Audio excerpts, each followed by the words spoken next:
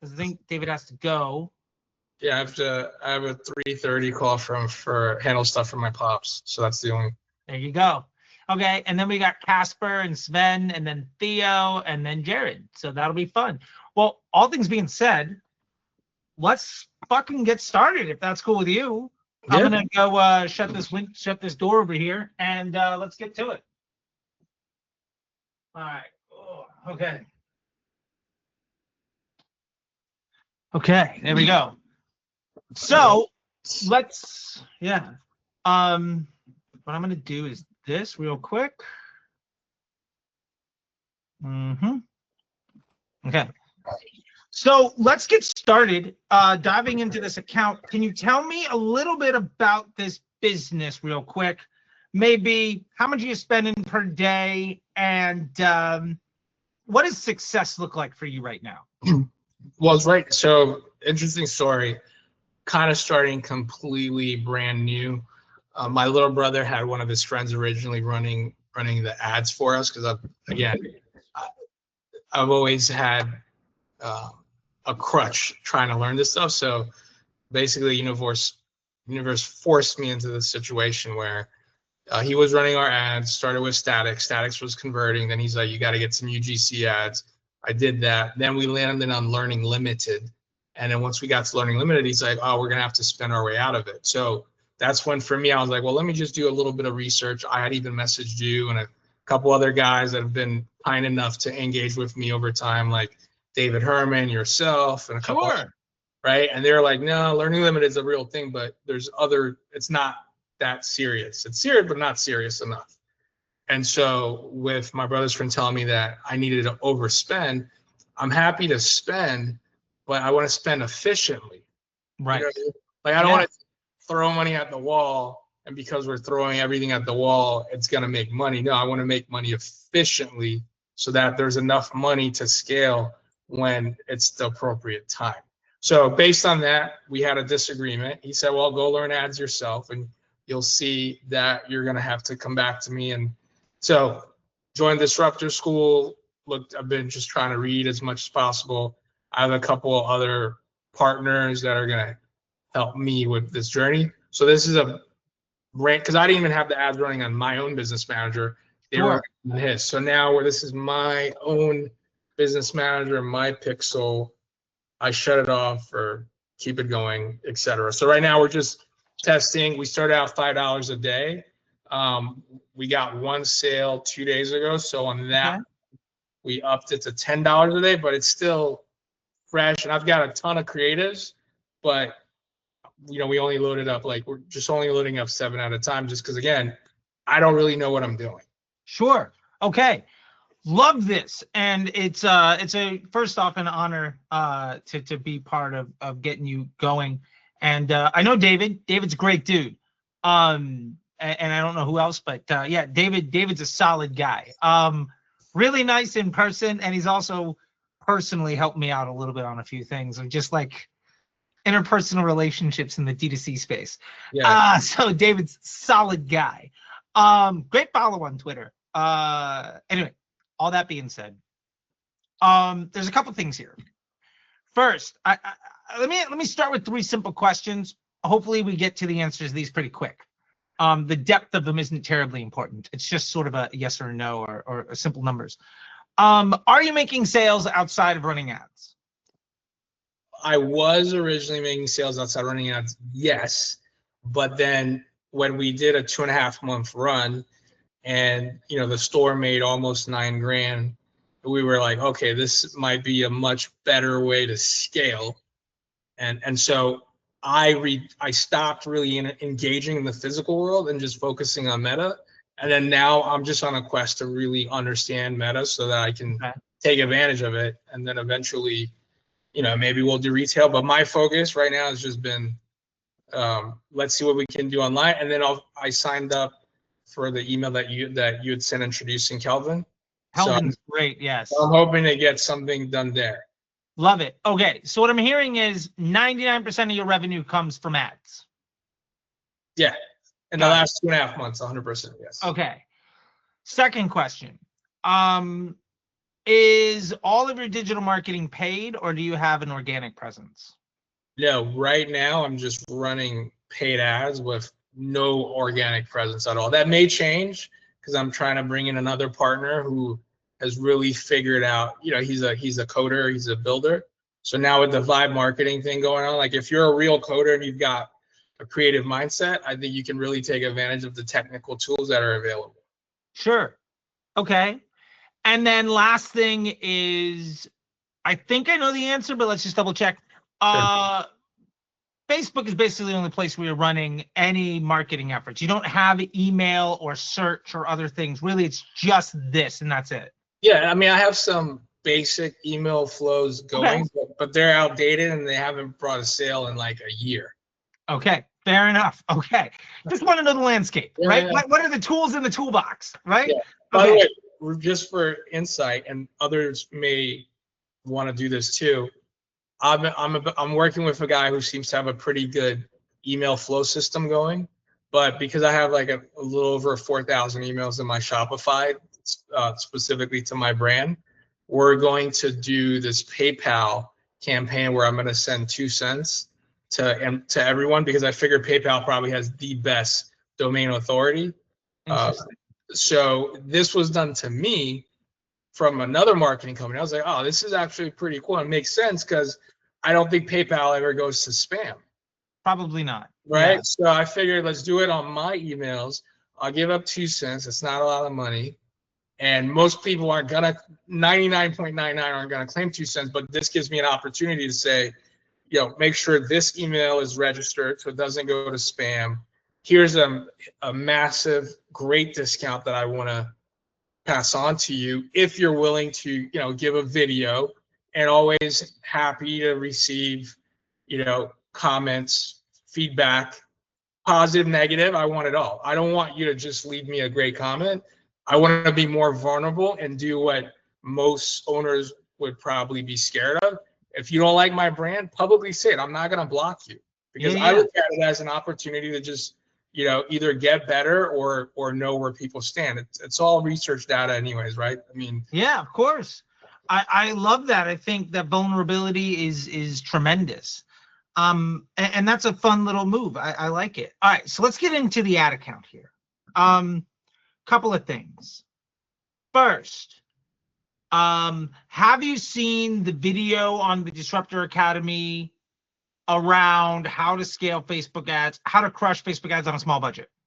I actually started watching it. Okay. But I had not yet finished it, and it's Fair actually it's on my to-do list. Okay. Hey, look, cool. I just want to know. I don't want to tell you things that are mentioned there. I just got to, figure out where we're at.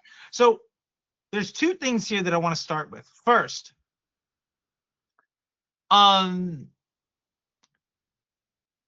if we're running ads to make sales, it's going to be hard to just scale with going off into the Wild West of just trying to tap on anybody, right? So broad targeting is going to be great for us. I'm a big fan of broad. I've been preaching it since 2018, but that's going to be a hard thing to replicate and scale wins because you're fighting with everybody that's talking about anything where their daily budget is probably bigger than your annual budget, and just it's going to be tough.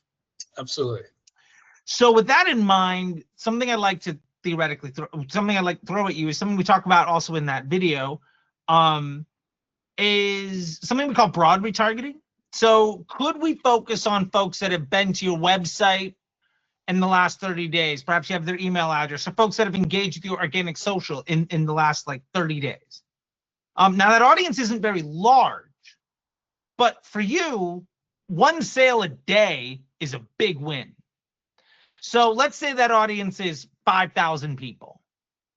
You need a 0.1% conversion rate to substantially move the needle, right? Yeah. That's a fairly low bar. I like very low bars. Yeah. If we can get there, right? Sure. So here's the thing.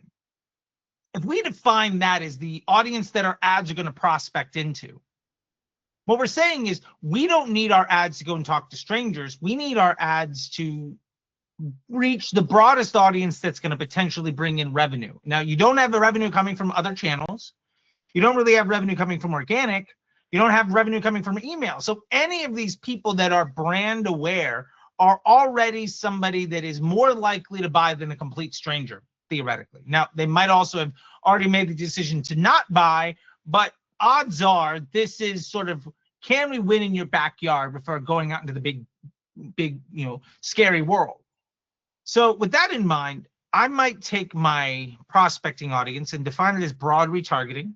Again, that might be Instagram engagers, Facebook, site traffic, potentially for you, email, all of those audiences over like the last 30 days, because 30 days is enough time for us to get some group of people, but also not somebody that came to a website 12 months ago that has no concept of who. I don't even know what website it was at 3 weeks ago, much less 3 months ago or a year ago.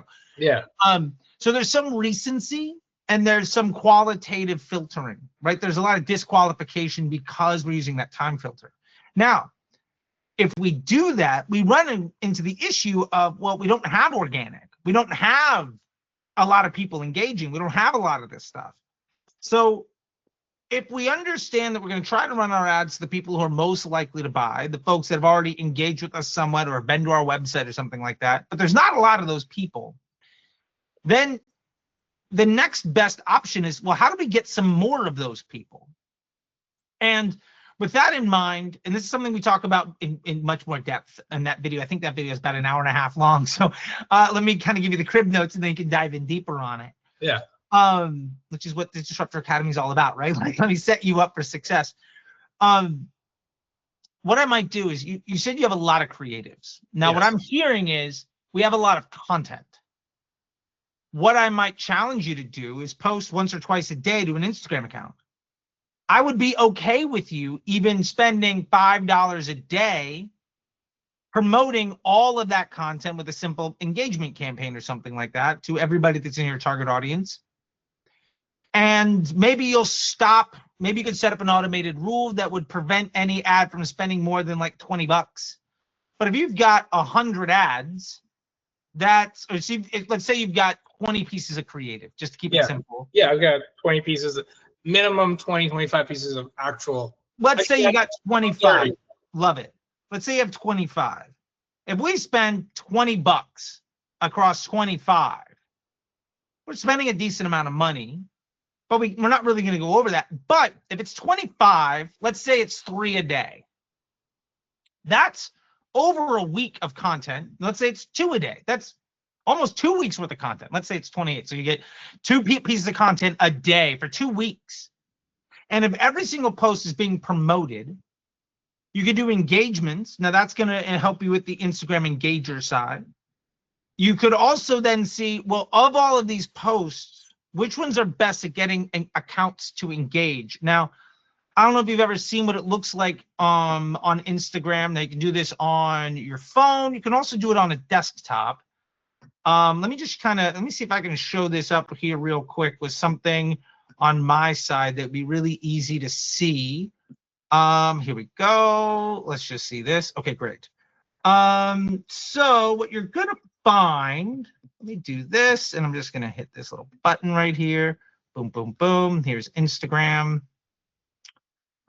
Show my screen anyway. Will it show it? Apparently it's not gonna show the piece of content. That's weird. Whatever. It's playing an Instagram reel. Take my word for it. I don't know why it's not showing it. But what matters is over here on the side. So we've got views. We also have this account centers reached. We also have, like, this one got me 4 follows, but we have all these interactions and all these engagements that are coming from this post. Do you see all of that? Yeah. Yeah, awesome. So these are all basically from this piece of content. We've reached 156,000. I think there's like a paid side and there's an organic side to some of these numbers. So it's a little funky. Let's see another example of this. Let's try, I don't know, let's go down to something here. This one's got a fair amount. Let's see, this one's got 82. This one's got 303. Okay, rad. Awesome. So this one has reached 29,000 people. It's got 343 interactions. There's a bunch of these different pieces. The reason this stuff matters is because these are all folks that are going to be engagers. These are all folks that might be followers. And generally speaking, people will engage. They'll go to your website and they might even follow you. But if they, by the time they get to a follow, odds are they've been to your site. The point is, what you're doing is you're filling your funnel for something that might be CPMs that are a couple of dollars. Okay. Instead of something where you're trying to say, you want to make the sale on the first touch. If somebody's never seen you before, you're like, hey, you've never met me, give me money. That's hard. Yeah. But if you have 20, 30, 50 pieces of content, let's just throw the number out there to be crazy. Let's say it's 50 and spend $20 a pop, that's $1,000. Odds are you might even make a couple of sales. Let's say it's only $10 you want to spend. That's $500, whatever it happens to be. Sure. The point is, now that other $5 that you're willing to spend, whatever, what if you're just saying only people that have engaged with me or been to my website recently, probably because they've seen some of my content, they were interested in what I had to say, and then they basically qualified themselves through some sort of funnel, although this being organic. Now you're basically you're creating low-hanging fruit that's easy to scale into. The purpose of all of that is that what we're going to do is we're going to start to get some sales volume. We might also get some email addresses and some other things. That's going to begin to teach the machine what a buyer looks like. And then we're also going to get an idea of what content is more or less engaging, what content does better or worse. Now, instead of running 7 ads at a time, just hoping for the best, what you can do is say, well, these 3 pieces of content all did the best. Let me put those together in a flex ad, and I can pair 2 primary texts and 2 headlines. And now I can start building 3-2-2 ads out of what performs well organically. So I understand my market is going to like this. I understand that this gets people to engage and follow me and potentially go to my website or something like that. Like, this is earning attention and driving an action. That is going to do really well inside the platform, because ultimately Facebook, or the Meta engine, is built around estimated action rate. So how likely is somebody to respond positively to this? And how likely is somebody to engage with it? Well, if you're pushing stuff out organically and you're putting a couple of bucks behind each thing, you're going to get a pretty good read on a much larger data set, right? $20 at a $1, $2 CPM is a lot more people than $20 at like a $50 CPM, right? Instead of a couple hundred people, you're going to reach a couple thousand, right? So you're going to get a much better idea of what do people respond well to. Also, because you're putting it out organically and promoting those things, the machine is going to have a much better understanding of who to show your content to. So you're programming the machine to understand who wants to see your content. You're filling your funnel with the people who are opting in, and then you're only running ads to those folks that opt in, that go around, that maybe buy anyway or haven't yet, and then you're just closing the deal on a few things.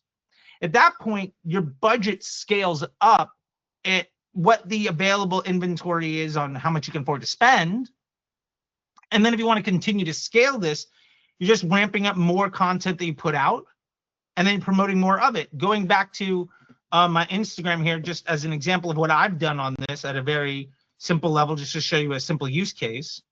If I go to my Instagram here personally, like just something I did last month, what I did is I put out 1 piece of this type of Instagram reel a day for like basically 2 weeks.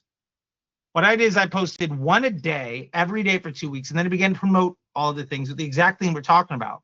And it all talks about one offer. For me, it's my MBA program, my high ticket training program for the folks that graduate from the academy and want more. And based on that, I already know what performs well and what doesn't. Now, fun fact, this video that I showed you before, the one where it says everything on it that had the 303 likes or whatever. Yeah. Objectively, that's a horrible looking ad, right? The lighting is terrible. Everything is wrong. I got 303 likes. It also made me 7 sales at $10,000 a piece. Not bad, right? Not bad. Now, the interesting thing is it crushed organically. It crushed as an ad, because ultimately ads and organic content are the same thing. The only difference is, instead of just trying to earn attention, you're paying to reach more people. So ultimately, there's not a lot to get into in the ad account here. What I'd love to do is to have you start doing this. And like I said, I posted 1 a day. You could do 2. Maybe you do 1 a day, whatever the pace is. But you're going to start to understand what works and what doesn't. And it's not about coming up with concepts and then deploying them all. It's really about throw everything you can out there and just see what works. And as you begin to move through it, when I looked through all of these, what I found, my 3 top performing pieces of content all said the same thing in various versions of it. Meta released Andromeda. The machine got smarter. If the machine getting smarter is the reason your results got worse, maybe it's because everything you're doing is wrong. Yeah. That piece of content said many different ways. All my top performers said that exact same thing. So I didn't go into it with an idea what my concepts were, but I was able to extrapolate out from the results what worked. Also, for the record, I had some interviews here with some other MBA students, including Jared, who's going to hop on later. And that one did terribly, although Jared did better than Andy. Whatever, it doesn't really matter. The point is, I got to understand conceptually what worked.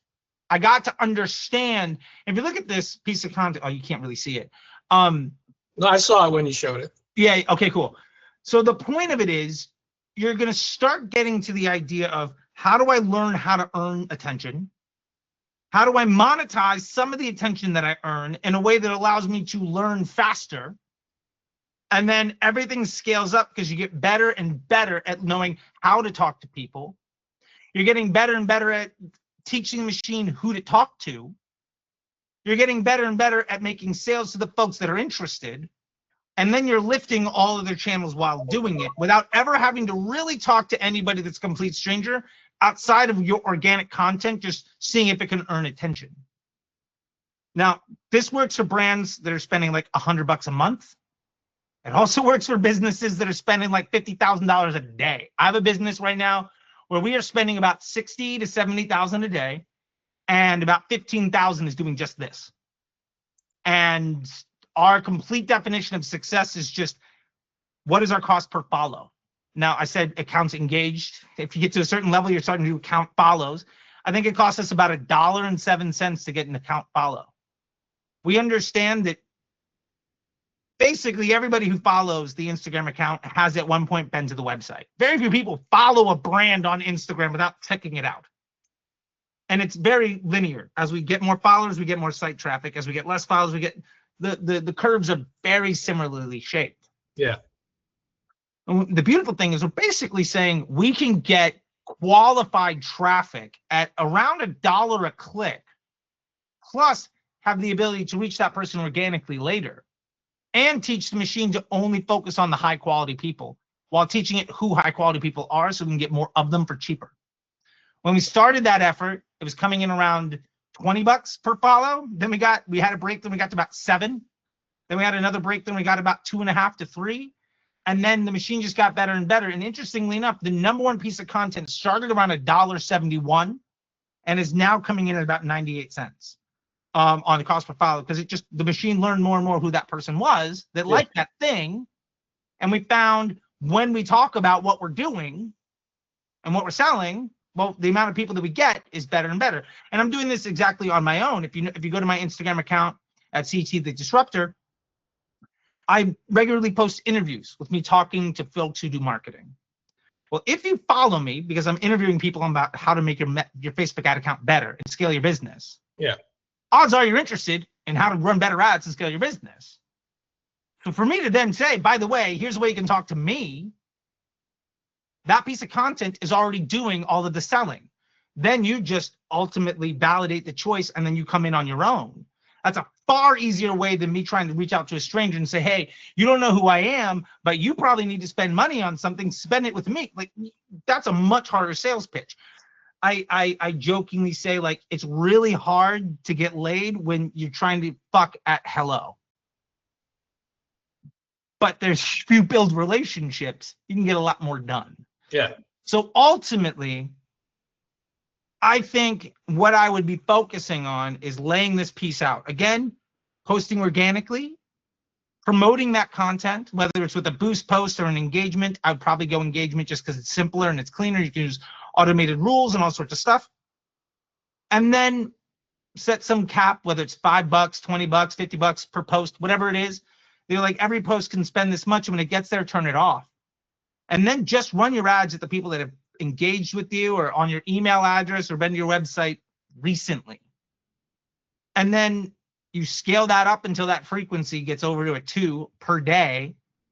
And then when you hit that, you just ramp up the budget on each post so that you grow the audience, that those ads that are getting better and better at selling, give them more and more people to sell to. And then you have this compounding flywheel where one thing makes the other thing smarter. And then the thing that gets smarter is making you more sales to give you more money to get more people in. And so then eventually you just get bigger and bigger and bigger. Does that make sense? Yeah, most of it. When I'm posting organically, so I'm posting on my IG, for example, and then through my business manager, I'm running an engagement campaign as to that specific post, but through my business manager. Yes. Okay. Yeah. I would not go to your phone and hit boost post. One, if you're on an Apple device, there's like 20% there. But more importantly, you can run an engagement campaign, and you can set up an automated rule that says, turn off any ad in this campaign if spend lifetime or maximum is over 20 bucks. Okay. And then every 30 minutes, it'll check. Every 30 minutes to an hour, it'll check. And maybe one thing spends $20.05, something else spends like 23 bucks. But in general, when it crosses that threshold, the next time the rule fires, it'll turn that thing off. Yeah.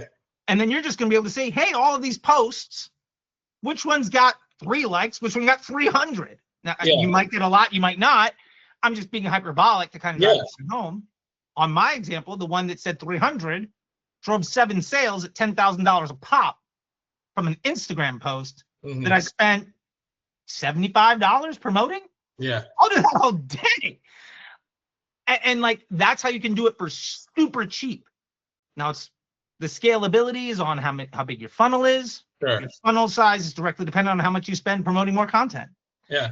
And how good you are, because all of the wins are things that will teach you what else to make. Does that make sense? Yeah, absolutely. Because I'm gonna jump in like literally 2 minutes from my 30, but one of the concepts to just really affirm what you're saying is I had looked at my Instagram because we had just started putting up the ad content just as organic content because it's not very salesy. It's more educational awareness type ads, but with a proposition. And so I had a plan of I was going to look to see which ones got the most views of all the content I was promoting organically, and then run those ads. Yeah. So it's kind of similar to what you're saying, but I'll try to do it I'll work on doing it as through the engagement campaign, setting those automatic rules and just to kind of see like what happens. Yeah, and I'll leave you with this. The things that get a lot of views, that's going to translate to low CPMs. I inherently expect those to reach a lot of people, but not be good at driving a sale. They build the funnel. Okay. The ones that get a lot of engagements, but maybe less views, those are the ones that are going to sit lower in the funnel. And what you need ultimately is a portfolio of each. Okay. So my number one focus for you would be which ones have like the best engagement to view ratio. If I can find 3 of those, I'm going to launch a 3-2-2 ad with that as a conversion against the bottom against just my broad retargeting. I'm going to work my way up. I don't care about view count nearly as much because the organic stuff's going to fill the views. The sales needs to be the engaging stuff that gets people to take an action. What you don't want to do on a sales campaign is try to fill the funnel if you have another campaign that's already doing that job. Yeah. That makes sense? Yes. So you are looking for things that are going to sit lower in the funnel on a 4PI, higher frequency, higher CPM, but also more efficient. And then you just scale that up. Okay. And then when you run out of people and the frequency gets too high, just throw more money at the Instagram ads so you have more people in your funnel. All right. And then do we have access to this at the end? Yeah, absolutely. Absolutely. Perfect, this will be posted in the academy. Absolutely. And who knows, I might even throw it on YouTube. But either way, yeah, man, good luck. And again, what's the business? So it's Blue Lotus. So it's not hemp related, and it's basically a plant. It's a plant species that the Egyptians, made famous back in the Pharaoh days. They used it to enter the dream state, for anxiety, sleep, and it also pairs well with wine. But most of my audience have been buying it for sleep. That's cool. That's been the main people driving the sales when we were running the ads. Well, man, that sounds exciting. and a bit unique. And I hope you have a bit of a playbook. And again, there are some finer points we couldn't get to here, but that how to crush Facebook ads on a small budget should really help fill some of those gaps. No, I'm gonna watch that today. Thoroughly. Okay, awesome. Thank you. Well, hey man, Mazel Tov, good luck. And it's funny, sometimes the account audit is all about nothing to do with the account. No, but that's good. That's, you know, hey, look, that's a good place to be. No, I love it. All right, thanks, man. Appreciate you guys. All right, man, no problem. See you later. There we go. Fantastic. All right. Next we've got Casper, and then Sven, and then Theo. Is Casper here? Oh, Casper, I see you. I see you on the call. I see you unmuting. All right. Well, if you're ready to get started, why don't we share your screen and then dive on into things? How's that sound? Sure. Fantastic. I've set most of the stuff up. I've made a kind of hacky setup because our tracking is a bit off. We're tracking roughly 30% of all of the conversions. So I've made some boosted metrics to kind of signal the right events, but I also have the other ones if you prefer to look at those instead. Okay, awesome. So before we get too deep, can you describe the business real quick? What niche are you in? Yeah, so we're building a consumer app. We're basically a thrifting app that helps users identify items, tell the history of it, and give a price estimate of what it's actually worth, so they don't overpay or undersell their items. Awesome, cool. I totally get it. That's pretty cool, man. I haven't heard of an app that does that. That's pretty fun. Good for you. So I see a couple of metrics here. Walk me through what some of these are. Obviously, I know the 4PI, the amount spent, the frequency, the CPM. Talk me through the trial, the sub, and those things. I'm assuming that a trial is a free trial and a subscription is a paid subscription. Yeah, the trials are actually paid trials, or not really, but they're signing up for the yearly subscription has a 3-day free trial, which is the one they're signing up for. And the one that we're optimizing for in the main campaign, which is this one. We also have one optimizing for subscriptions, but I'm not entirely sure which is actually the best. It looks like we have some cheaper subscriptions here, but we also have like roughly the same cost per trial number just looking at yesterday. So sure. Yeah, so I'm basically split testing whatever works. So that's the trials and subs there. So let me ask you this. So the subscription is a monthly, the trial is a 3-day free trial to an annual plan. It's actually both. So we have one paywall, or we actually split testing paywalls within the app and split testing a bunch of different stuff. So it's just a generic trial that can be both a yearly trial for 49, or it could be a quarterly trial for 29. So basically whatever we're split testing on the back end, but we always have two different setups. So we have a monthly plan where you pay up front. That's usually around $10. And then we have the yearly or the quarterly plan, which is higher priced. And that's like 98% of people choosing that. Got it. Okay. So the annual plan is really, that's like you're saying 85-90% of the money, right? Yeah, exactly. Okay. And then one other thing is that's a trial to that annual plan, you said, like a 3-day trial to the annual plan? Yeah, that's right. And then, so one question I have for you real quick is, what is the trial rollover rate? How many trials turn into a sale? If you get 100 trials, how many customers buy on the annual? 40% on average. You said 40? Yeah. Awesome. Okay. So, all right. So, and then if that's what we're going with, that feels like the much easier route.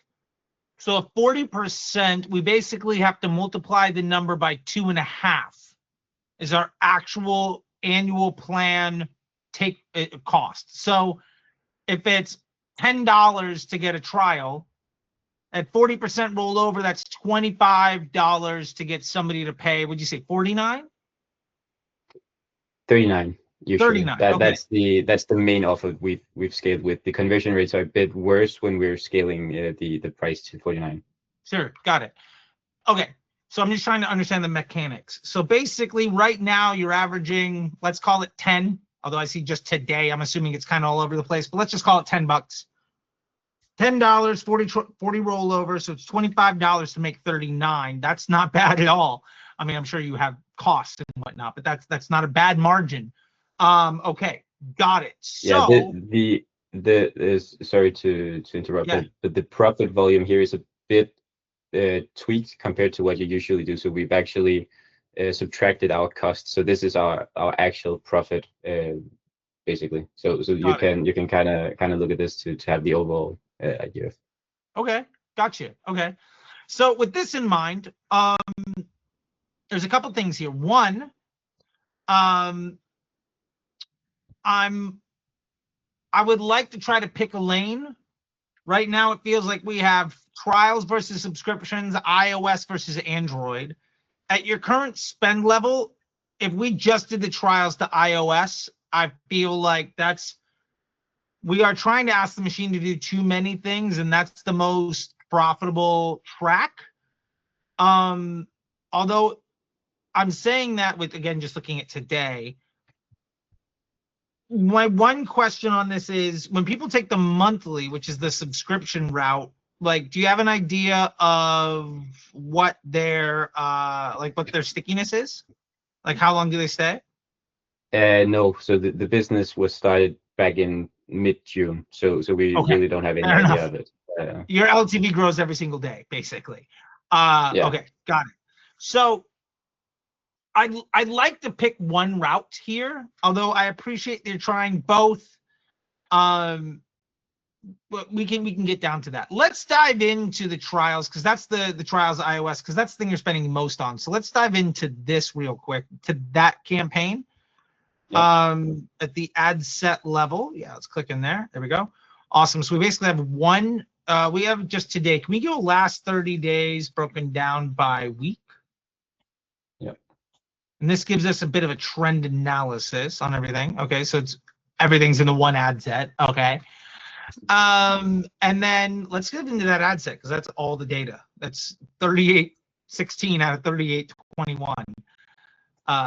Yeah, let's get to the ads. Okay, so we got a lot of ads in here. All right, there it is. I was looking for, like, where's the complexity? Okay, here we are. Now, how many ads are currently live? I'm assuming it's a lot. No, actually not. I think we have, like, let's see. Maybe 10? Yeah, we have 14 ads 14. live. All right, yeah, that's Yeah, a lot. Okay. Yeah. Okay, so we have 14 ads live. Okay, so the first thing that I want to do here is, yeah, let's do that. That looks good.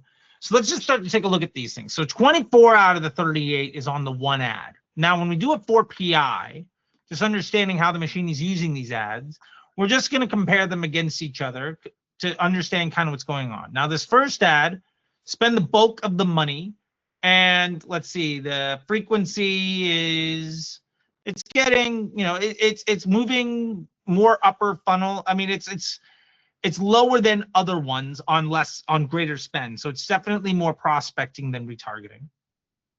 The CPM is around average for the account, a little bit less, although the cost per unique account centers, the cost per 1,000 is much cheaper. So this is far more incremental than other ones. So that also tells me it's more upper funnel. Based on that, I would expect it to be less efficient than other efforts. And we see that CP trial, 940 versus 921 average, 829 on the sub versus 806. So that's tracking. The AOV is about average. So the users are of average quality. This one's filling the funnel, and you have other things closing the deal. So that all kind of makes sense to me. So then what I'm looking for is what has a higher frequency, what is doing the job more efficiently across the board. Basically nothing. So that has been the main issue. So Okay. this campaign has taken all spend. I've tested others Yeah. here as well. So nothing has really picked up, even though we mainly have the top funnel ads. So yeah, I would push back a little bit on that. I do think we have some other things. So the 14, for instance, that is a higher CPM, higher cost per account center, and more efficient. That's a retargeting ad. So Okay, that one interesting. is definitely coming in. If you notice, the frequency is higher on far less spend. The CPM is higher. The cost per 1,000 account centers is greater.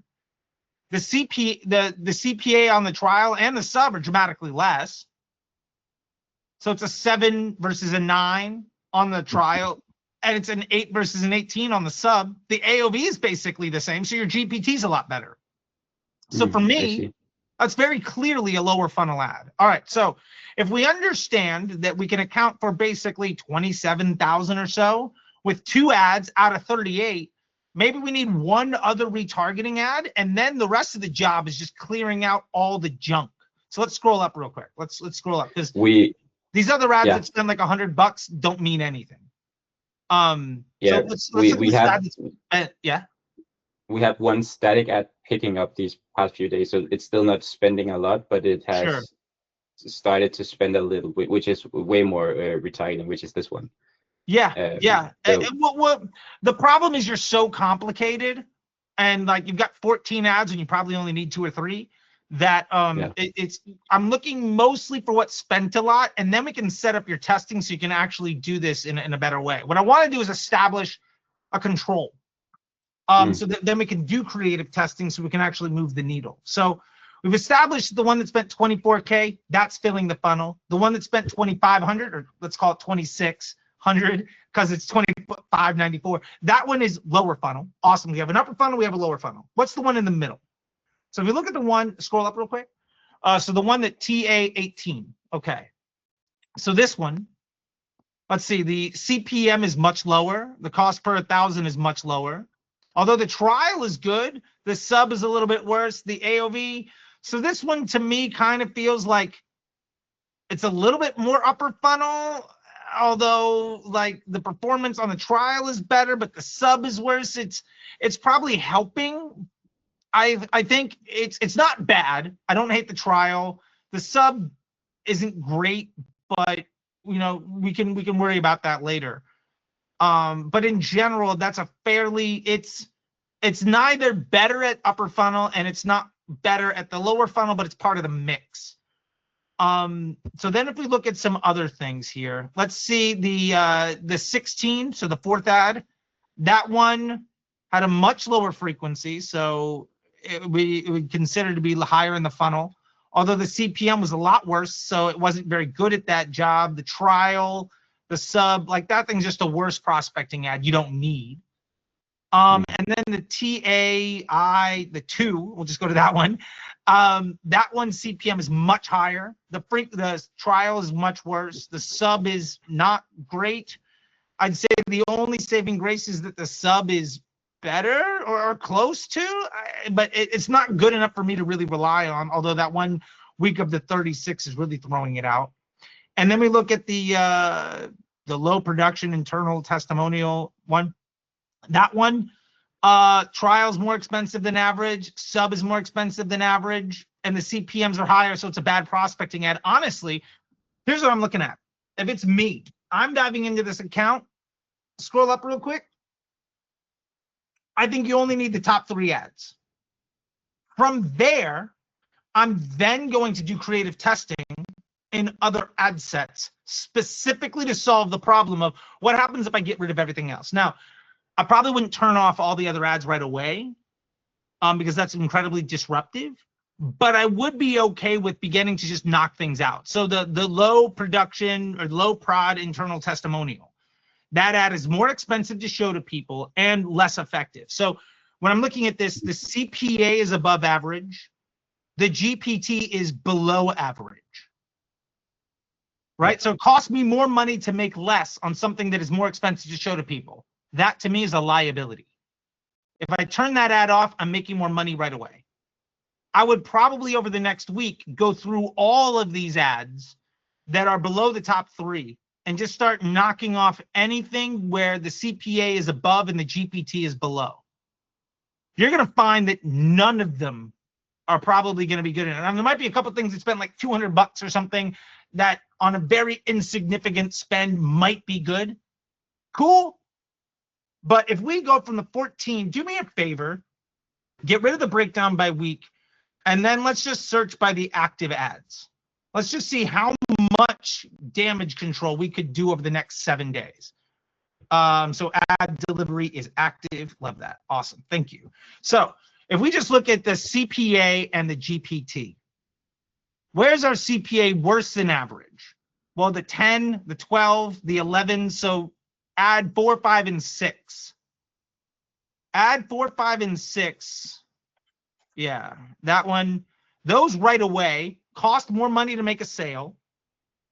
And one of them makes you more money on the sale. So the low prod internal testimonial, for whatever reason, the AOV there is higher. Okay. But that's the only saving grace it's got. I think 4 and 5, I'd be okay with turning one of them off today, maybe coming back in a day or two, turning the next one off. And then all of these other things that are spending basically nothing, to me, they're all noise. Now, they might not be bad. I'd actually be totally fine launching these as 322 ads in a separate ad set. And if they don't earn spend, one, they're going to have a lot easier chance earning spend when there's not 1,000 moving parts here. So if you only have like 3 or 4 ads live in this ad set, there's a lot more room for other things to potentially be used. Also, if they don't earn spend, but you know that they could be helpful, we could begin to introduce spend minimums to try to force some spend to see, like, if I make it so that you are guaranteed a foothold, what do you do with it? Now, the number one thing that I'd be looking at when we get rid of all of the noise, if we start to turn off all of these things where you spend more money to make less, and we get rid of all the things that aren't good enough to even get a chance, we're going to have a very clear idea of what do we need to improve. So my homework for you right away would be to just start knocking off the ads. I would knock off one, and then maybe a day or two later, like theoretically, you could turn off one ad today, come back on like Thursday or Friday, turn off another one, and then over the weekend, just turn off all the things that spent nothing. Yeah. And immediately you're going to make more money. You're also going to see the fluctuation of where ad spend goes, and your performance is going to settle. Because instead of having 14 things that are all competing for impressions, everything now looks way more uniform. The reason people are coming, your entire funnel is way more consistent in quality and quantity. So the machine's going to get better at who to serve it to. Then you're going to have a very clear idea of, am I trying to reduce my cost per trial? Am I trying to reduce my cost per sub? Am I trying to maintain GPT but just add volume? Like, you're going to be able to understand what is the one thing that I need to do better. And then the whole purpose of your creative testing is to have a couple of 322 ads max where it's specifically designed at doing that one thing well. If I need to be more efficient, maybe I'm going to do more static ads, specifically ones that would say, if somebody sees one of my top 3 spending ads here and doesn't buy, what is the one thing that I would like to say in a static ad to get that person across the finish line? So it's not just build statics. It's, if those are the open, what's the close? And then all I'm doing is setting up ads that are designed to be the second touch to these videos that I have running. Then we have a very consistent and cohesive marketing funnel. And if they don't spend, I'm willing to put a little bit of a spend minimum on them to force some spend to see if they earn budget and if they can be more effective. Now, because of the nature of apps, you might not have the same functionality of broad retargeting that somebody with a website might. But I don't hate the idea of you pushing a lot of this content out organically and just trying to hit people more on like a broad retargeting angle for your creative testing to say, look, my videos are great at just getting anybody. Let me see, of all the people that of anybody, let me just show ads to the folks that have, only the folks that have engaged, only the folks that have watched the videos and commented or following me. Let me serve them just one ad or some statics to try to get them across the finish line. Odds are that's not going to be terribly scalable, but it might be hyper efficient. And then the scalability is how big of a window of time and how many people. And if you know that that's the thing that's keeping your costs down, then that's the thing that's allowing you to say, can I spend more money? Yes, because my costs are down and I'm getting more recurring revenue every month. And ultimately, your business is built on the amount of money you make from somebody where it's not the first time they give you money, that revenue floor, that reoccurring revenue, that number should go up every month. I know you're selling annual plans, and that's great. The problem with an annual plan is it's not cash flow. So it's a good thing to have, but if we can make the reoccurring revenue number climb every month, then all you're doing is spending a percentage of your reoccurring revenue to get more people that are going to take the annual plan, and the folks that don't are just feeding the amount of money you can spend to get more people into ads. And then you basically have this compounding flywheel of growth that is, instead of having 14 ads where half of them won't spend and nothing really kind of is stable, you have 2 or 3 ads with a very clear opportunity to add to that mix in a way that's very scalable and very stable, so that now you're just solving the problem of, can I spend more money? And the answer to that is completely dependent on what is my revenue floor. And if that revenue floor goes up every month, your ad budget goes up every month. And it has nothing to do with your actual ad performance. It has everything to do with how good your business is at getting cash flow. Because the honest truth is, you're probably not even close to the potential of what your ad spend could be, because the amount of people that are rolling over, because your business is still so new, you might very well be able to afford 5 times more ad spend with the ads that you have, but you don't have the cash flow yet because your business just isn't mature enough. Does that make sense? Yeah, makes perfect sense. That's part of the reason why we also decided to move over to quarterly plans, so we have some cash flow coming in. And even though the conversion rates are worse, it's easier to scale the business at least. Yeah, and you get more money. Like I don't I don't hate it. And so I think, there's an old thing of the ugly duck, right? Like you can do a monthly plan at $20, a quarterly plan at 30, and an annual plan at 40. No one's going to take the monthly, right? Like you're just setting up the value tier, right? So ultimately, I think what you have makes a lot of sense. For me, the path forward is, I think you have enough creative to make it through the end of the year, or at least to the end of the month. It's the 7th of October right now. Let me take that back. I think you have enough videos to last you to the rest of the year. I don't know if these other ads or videos are static. I think my number one focus would be, how do I present static ads that serve as the second touch for somebody who watched my video, so that I can get a lower cost per trial or a lower cost per sub, so that the amount of new customers I get continues to climb. And then the amount of money that I can spend on a daily basis goes up, because it's a percentage of the overall revenue. Now what that does is it means that you're no longer looking to attribution on the ad level as to your ad spend, because those two things have nothing to do with each other. It's just, how much more attention can I buy, and how much more money do I make each month? The more money you make, the more attention you can buy, because you're not even close to the amount of money you could spend with the ads that you have. And first off, I just want to say that's a great position. Not a lot of people are in that space, but because of your business model, that's one reason everybody loves software, because it's innately built in. But yeah, man, for me, I would do that. And the honest truth is, I think anything that gets in the way of making that decision easy and allowing you to raise your budget is something that is a liability to the success of the business. So anything that doesn't help you answer the question of, can I spend more, is something where I honestly have to ask myself, is it worth my time? And hopefully that gives you a lot of clarity and a lot of free time. Yeah, makes sense. I have a quick follow-up for that. So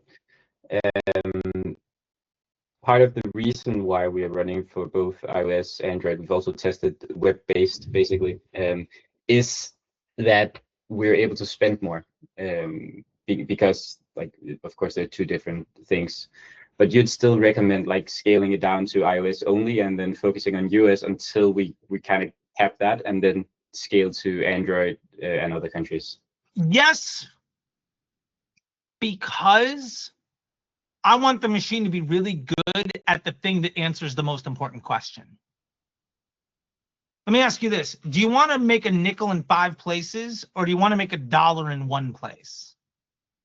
Does that make sense? Yeah, makes sense. If the entire business is, can I increase my budget? The simplest path to making that happen is increasing the budget on the thing that you're already under leveraged. Everything else is a distraction. Sure, there's money to be made. I'm not saying you kill it. I'm just saying maybe you begin shifting budget from one to the other. And then all you're doing is helping the thing that allows you to keep the momentum getting faster and faster and faster. And that's all I care about is the compounding growth. And if you can hit compounding growth, you're going to look at well, I could spend $200 a day over here, or I could spend $5,000 a day over here. Why are you supporting the 200? It's just a waste of time. Yeah. Yeah, makes sense. Yeah, well, I'll put it this way. I think it is completely reasonable for you to 2x your budget in the next 30 days by adding 5% 3 times a week. And your entire job is to say Monday, Wednesday, Friday, can I add 5% to my CBO trials campaign? Your job is to make sure the answer to that question is yes. If you do that, it will double in 30 days. 33 days, your budget will double. So then the question is, if I can get to 76,000 over the next 30 days instead of 38,000, why am I going to do anything else? Yeah. Yeah. So that's where I would go with it. Nice. A last question for me Sure. regarding the ad sets and how everything is set up for the creative testing. Would you specifically like try to batch creative tests so you have both top, mid, and bottom funnel, and like maybe cap it at no? No, you've got one problem: being efficient enough to raise your budget. So all you need is statics to talk to the people that watch those videos. That's 1 or 2 3-2-2 ads. If it's me, I'm setting up 2 3-2-2 ads of static only, specifically designed to talk to somebody that watched one of the 3 videos I have running in my control ad set. Yeah, so basically plugging the hole. But you're not planning to move over the ads whenever they start to perform to the winner maybe. Or whatever. Here's the thing: if you win and you can double that budget without having to move an ad, then you don't move the ad. If you get this right on the statics, you probably won't even have to move a post for a couple of months. That's the best case scenario. So for me, I'm trying to set myself up where that's the only problem I have, is trying to figure out ad sets that work in conjunction with each other so that I don't have to do anything else. Does that make sense? I see. Yeah, makes perfect sense. Yeah. Well, dude, I think that's it, man. I think you're good to go. I'm excited. I want to hear. I want to hear in the academy and in the community. Just give us some more updates. This is really exciting. Yeah, sure. I'll check in as I'm doubling the budget over the next 30 days. All right, Casper. I love it. And honestly, like, you are primed when this keeps going to potentially, you know, if you want to move from the academy to the MBA, I think you would get a lot out of it. Not trying to sell you on it, just saying you're going to get to the space where you're spending a couple thousand a day. If you want some more help, I'm here to help you. But keep up your good work. I legitimately think you could 2x that one campaign's budget in the next 30 days. That's completely reasonable. I would do it with 5% Monday, Wednesday, Friday. And your entire job is to make sure on Monday, Wednesday, and Friday, you feel comfortable adding 5%. That's the entire job of your entire business, is saying yes more often than no. If you can say yes 100% of the time, you're going to be spending over $75,000 on that one campaign. You do it twice, you're going to be sitting in the $150,000. You do it 3 times, you're spending $500,000. That's the problem I want to have. Yeah, same. Yeah. Okay, good. Hey, look, there's a lot of problems that come with that, but those are the problems I want to have, right? Yeah, they're definitely better problems, or maybe not, exactly. but it's I will say yeah, this. perfect. Thank you.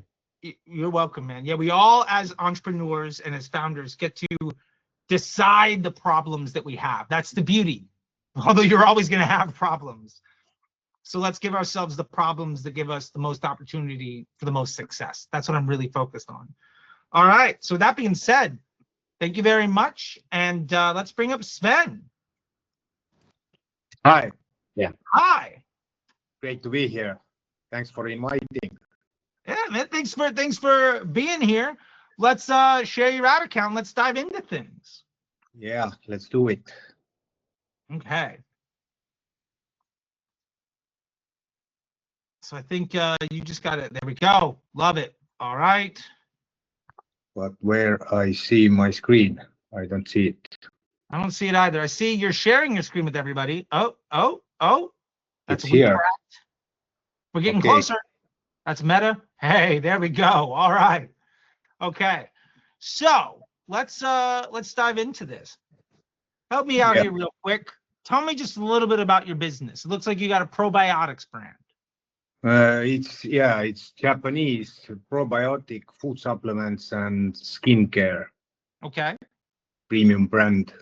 And probiotics is very unique. It's 3 to 5 year fermented, not 2 days in lab. Okay. Yeah. So Got we are quite famous in Estonia, but now I started to work with ads myself, and I wanna like getting know everything what I can. I love it.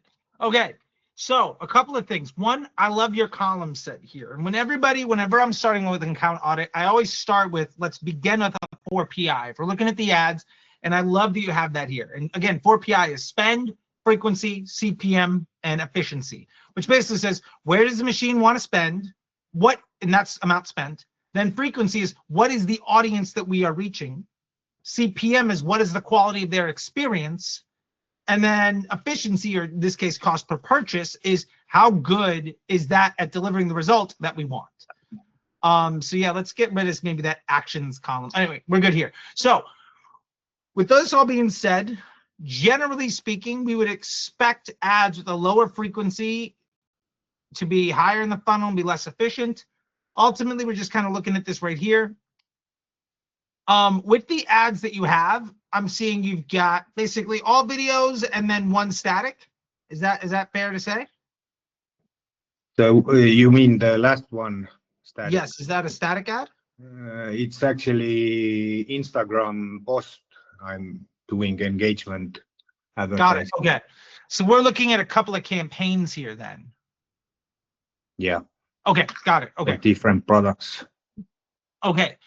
So let's go to the campaign level here real quick. I think this is going to be the best place for us to dive in. Okay. So, all right. So we have an engagement campaign and we have the promotions campaign. Let's dive into the promotions because I'm assuming that's the sales campaign.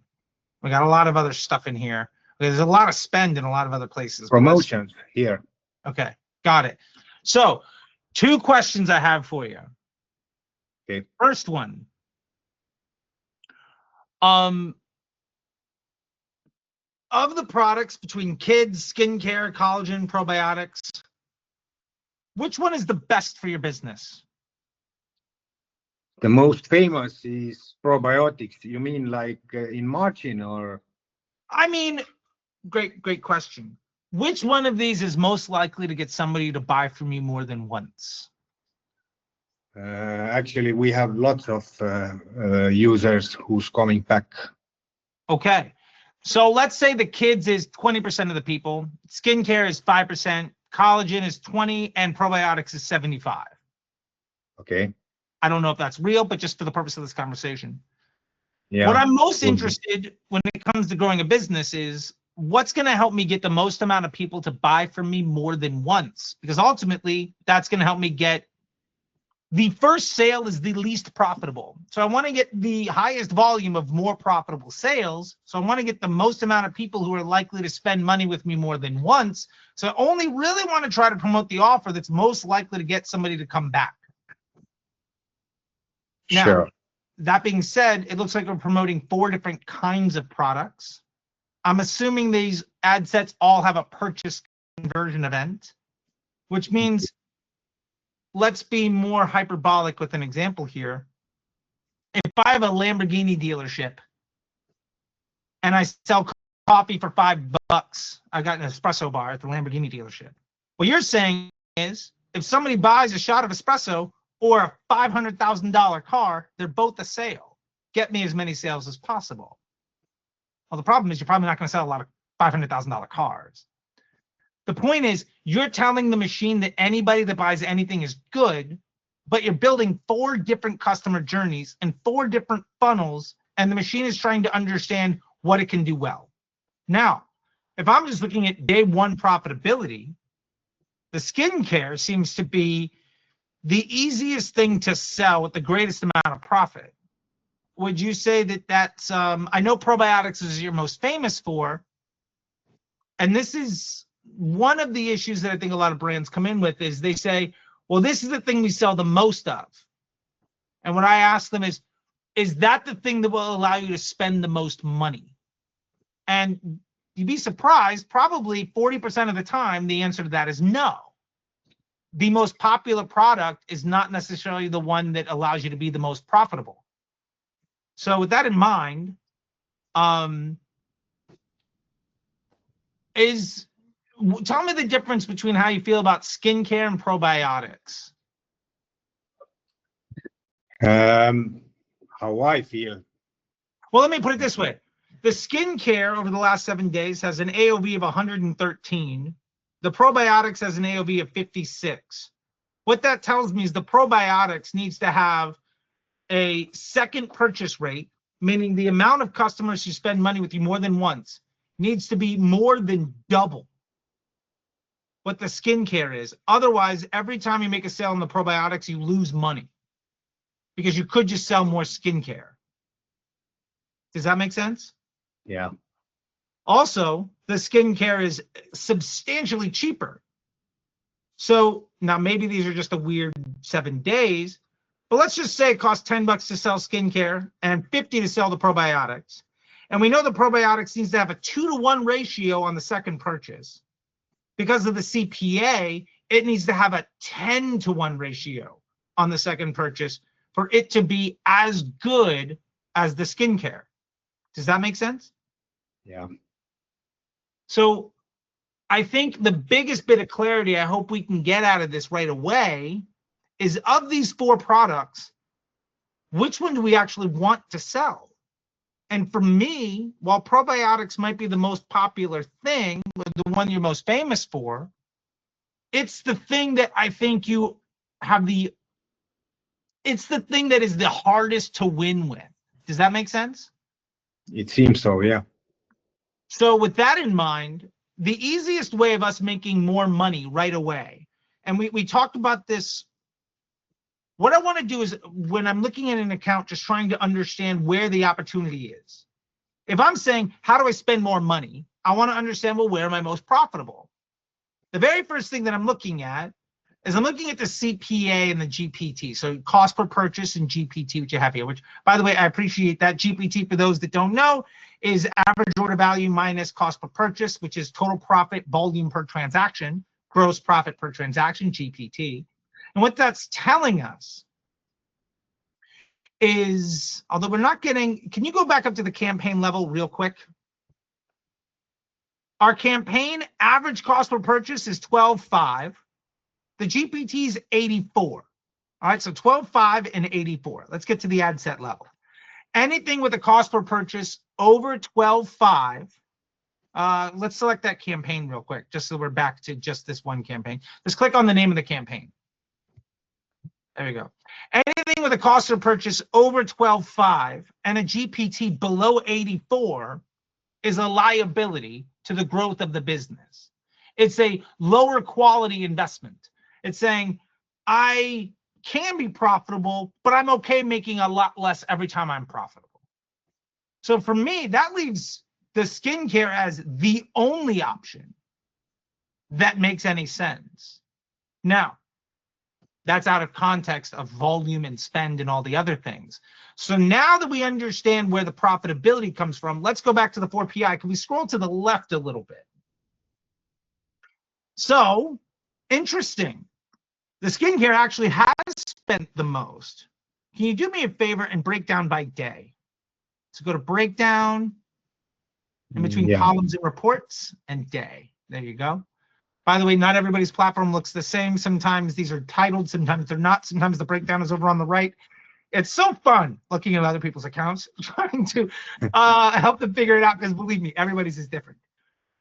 Here's what I'm seeing that is a bit alarming to me, is that all of your frequencies are in the 1.3s, 1.4s, 1.5s. And what that's telling me is the audience you're going after is either really small, or the machine doesn't really have the need or the knowledge to go above and beyond that. Now, it doesn't mean that you can't scale it. And I think that's one of the big misconceptions. Perhaps the reason your frequency on the skincare on a by-day basis is a 1.4 is because you're only asking to spend $20. Now, if you ask to spend 200, it might also be a 1.4. It might be a 1.2 because you're asking it to go above and beyond. Now, with all that being said, for me, if we scroll through all of these options, I'm sure they're all kind of sitting in the same spot and that they're not earning a lot of spend and the frequencies are really high. Yeah, okay. So my first thing here is We I have would 7 probably, days also, sorry. We have yeah, 7 days also, not 30. yeah, no, gotcha. And when I'm looking at frequency, I only ever look at by day. Mhm. Okay. When you look at by week, it helps you understand relatively, but by day, what this means is on October the 6th of 2025, your autumn skincare campaign, that ad set, 1.5. What that means is 50% of people saw that ad twice. Half of your budget is retargeting, half is upper funnel. Now that is, generally speaking, if 50% is retargeting, that's a fairly lower funnel ad.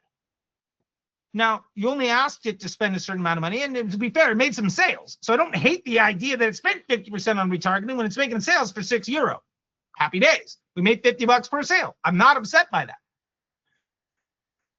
So what I'm looking for here is, number one, how do I make more money? And obviously, one of the things we didn't account for here is maybe skincare is exponentially more expensive than the probiotics, and there's a lot of other cogs. And to be fair, that's probably more advanced than we can get into today. But what's most important is that with the assets that you have, with the ads that you've got and the data your business has and the website you've got and everything else, skincare is the easiest way for you to put money back into the system to increase the budget. Let me ask you this. Get rid of the breakdown by day real quick.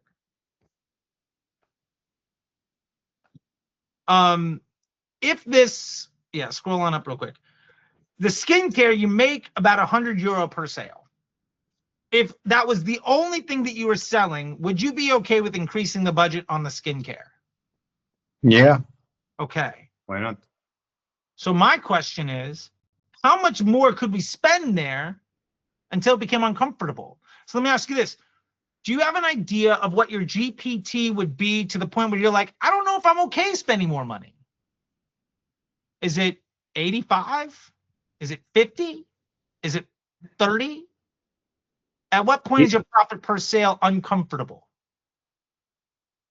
Actually, those ads, what we are doing right now is we are giving customers minus 20% when they subscribe. Love it. So So it's we a are subscription taking them to Klaviyo and starting automated flows. Okay. So here's what I'm saying. Here's what I'm seeing. Not saying, sorry, seeing. Mhm. You're running this essentially to get subscribers. So you're setting up cash flow in a way where you're making €100 per sale. For me, I think the easiest way for you to make more money, number one, I began tracking costs. I began tracking the event of subscription. I'd also make sure that I'm tracking when I get an email address, whether they buy or not. I want to track leads, which means you capture an email address into your Klaviyo. And I want to track subscriptions. And I think for me to get to the place of where I'm spending 175 a day instead of over a week is I only want to spend on the skincare. And ultimately, the reason for this is if you're building a subscription product, odds are, I'm guessing, that if you only made, let's say you only made €50 per sale on the skincare, you'd still be okay with that, right? Yeah. Okay. Which means you could tomorrow double that budget. And if you made no more sales, you would still be happy. Now, obviously, if we double our budget, we don't make any sales, we're going to be bummed. But if we doubled the budget, we'd be at €52 per sale, which you said would still be okay.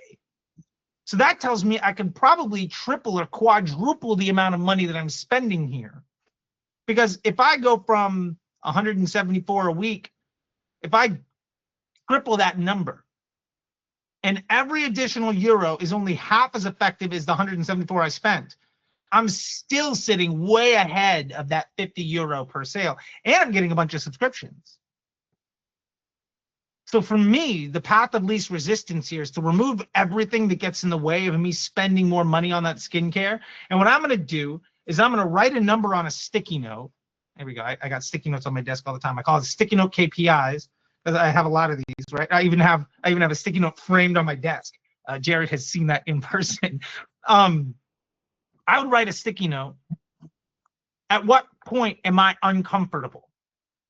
What does that GPT need to be for me to be unhappy? Let's say it's 50. At 50, I don't want to spend more money.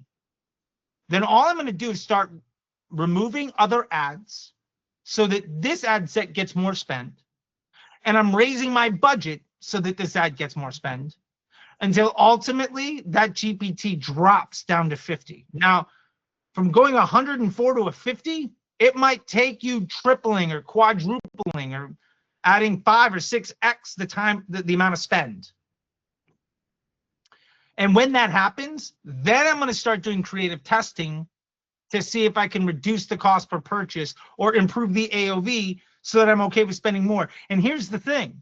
If that takes you a month or two, then all of those subscriptions are going to start firing. It's the amount of money your business is making just because you're in business, because of your subscriptions, what we call the revenue floor, that number is going to continue to go up.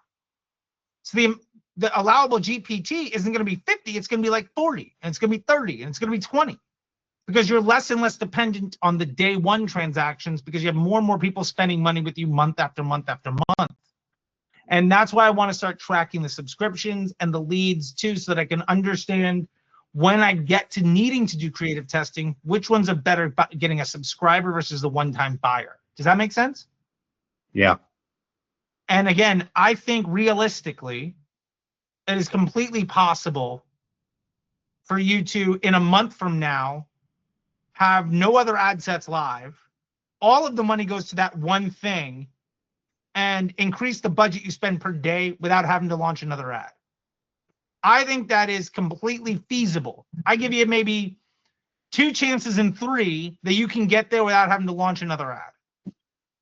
Now, it's completely reasonable that maybe you double the budget and everything falls apart. That could happen. I think you got a better than 50-50 chance of just removing the other things, making this skincare really, really good. Because here's the other thing. When you start to only sell the skincare with your ads, the machine's going to get better and better knowing who wants to see that ad. So the efficiency is going to get better because of machine learning. So the machine is going to get smarter and smarter at knowing what your goals are. And you already have a 50% margin that you could spend into before you're even beginning to think about being uncomfortable. And you're doing all of that in a system set up for recurring revenue. So the honest truth, the honest truth, man, Sven, I think you're in a great place. I think a lot of people would be very happy to have the set of problems that you're presented with today and the opportunity that you've got. And I want to give you the permission to say your only job is to see what can I get out of the way of this skincare spending more money. I would probably start by turning off the probiotics, and then I would go into the collagen and the kids campaign and just eliminating the single ads where the CPA is worse than average and the GPT is worse than average. Now, there might be a couple in there that are better. Maybe the CPA is lower and the GPT is higher than the average of the ad set or the campaign, in which case don't turn those off to start with. But you're just going to start chipping away at everything that gets in the way of your skincare being more successful. And I think what that does is it allows you to slowly just ramp up to more and more profit, more and more scale. And I legitimately think you could easily be going into November without having to launch a new ad. I think that's, like I said, 2 chances in 3 that you can get there. And then I would just be working on my email flows and my organic content and everything else in the business, because your Facebook is going to require an hour a week for the next month if you do it right. Perfect news. Yeah. I mean, hey, look, you got to do all the things right, but I hope what you got here is the playbook, and then just give us updates in the community, right? In Disruptor Academy, just drop the updates. Be like, hey man, I did this thing and it went well, or hey man, I did this thing and everything went really bad. Like we'll work through it together, okay? We're gonna get you there. Yeah, You're in a perfect. great place. Will do. All right, sounds good. Yeah, please give us updates. I want to hold you accountable to making these changes, because I think you'd be a great success story, and I don't think there's any reason why you can't get there. All right. All I will right, start. I like it. Okay, Tomorrow. Sven, look, you can do this, buddy. You can do this. You're in a great place. You're gonna have a lot of Yeah. problems. Maybe when you're spending 2,000 a day, but let's get you there. Yeah, I in the how to say, before I used ad manager. I had like who made all the ads, but when I came this community, then I understand how to scale. To if you have like good ad, you start to like scale it, increase the budget. My marketing manager never did it. Every month the budget were same. Yeah, no, we're gonna change that. We're gonna change that. And I appreciate you staying up late. I can see that it's almost midnight where you are right now. It So is. thank you very much. Go to bed with a smile on your face and realize your job tomorrow is just to turn off one campaign and then come back the day afterwards. All Maybe right. turn it off tonight and then go to sleep with a smile on your face. But either way, I want to challenge you to spend less than an hour a week in the ad account. I don't think you need more than that. The longer you're in the ad account, the more likely you are to start hitting buttons and to make changes. And every one of those things is going to get in the way of the success that you could achieve otherwise, until you hit some breaking points. But that's where the community is going to hear it and help you out. Okay? All right. All right, let's get you there. I appreciate it. Without even changing budgets, you're going to make a lot more money. And that's what I love. All right. Thank you very much. I think it's time for Theo. Thank you very much, Sven. I Thank appreciate it. you. You're Thank you. welcome. All right. Hello. Hello. Let me unpin here. All right. Okay. Do I have? There we go. Awesome. Hey, Theo. It's great to see you here. Tell us a little bit about your business. Let's share the ad account. Let's dive into some stuff. Let's have some fun. What do you say? Yes, sounds perfect. Okay, good. So this is a am I sharing? Yes, I can see Yes. it. Okay, great. This is it's a client's account. I hope that's okay. Sure. I've recently inherited this monster Mhm. of an account. It's Okay. for It's a hot context, mess. Gotcha. Okay. it's a mess. Yeah, it's Yeah. a mess. It's I okay. mean, there's kind of a lot like business-wide that's a mess, but they've kind of hoped that I will focus on the Facebook side of things and just meet certain. They basically want to reduce their cost per lead, which ultimately isn't going to help the business. I think the way that they hope it will, but like at least on the front end, it's going to help. Hey, look, when you're running ads for other people, your job is to make the person that hired you look good to their boss, and then hopefully you can help the business along the way. Yeah, right. I'm picking my battles because yeah, that's right. That's maybe a more appropriate way of saying it. Absolutely. I like it. Okay, let's keep going. I like it. Yeah. So it's a boudoir photography business. Okay. It's a lead gen. They basically run free giveaways Okay. to like pretty large geolocations, like quite a few cities. Okay. I was going to ask that. Yeah, because I've done these before, and sometimes it's small market, sometimes it's big. Okay, gotcha. Yeah, okay. this is relative. So it's not one photographer; it's like a service. Yeah, exactly. Yeah. Okay. It's a bigger scale for a photography kind of thing. So what we spend about 1,100 a day pounds. Okay. It's their target is to bring in. Oh, it escapes me. They want to basically be functioning at around their KPI is like £7.50, £8.50 cost per lead. Okay. And it's quite consistently above that. Okay. 10, 11, 12, 13. Sure. And the campaigns that you can see are essentially 4 different shoot types that they have, which are ultimately I presume they're no different to the actual market. The market doesn't really know what the difference is. I think Gotcha. is slight. Maybe the language is slightly different on the ads for the way they're calling out the audience, but ultimately it's the same, I think. Yeah. So it's probably unnecessary to have all of them. I mean, they might have different unit economics, but the point is you don't know how they're different. So, okay, got it. Yeah. All right. So first off, I'm going to arm you with a couple of questions to ask your client so you sound smart and informed and can help them be better. And then we're going to dive into this ad account to, until you get better answers, help them out. Yeah. First thing, I want to know value per lead for each one of these. Now they say they want a 750 lead. Here's the thing. Some leads might be worth 100, some might be worth 10. For instance, in the Meta MBA program, it's $10,000. Okay, my high ticket training is 10K, which also makes the math really easy when giving examples. But it's just a nice round number. I'm sure if it was 9,995, I'd have a slight conversion rate lift, but whatever, doesn't matter. The point is, it's 10K.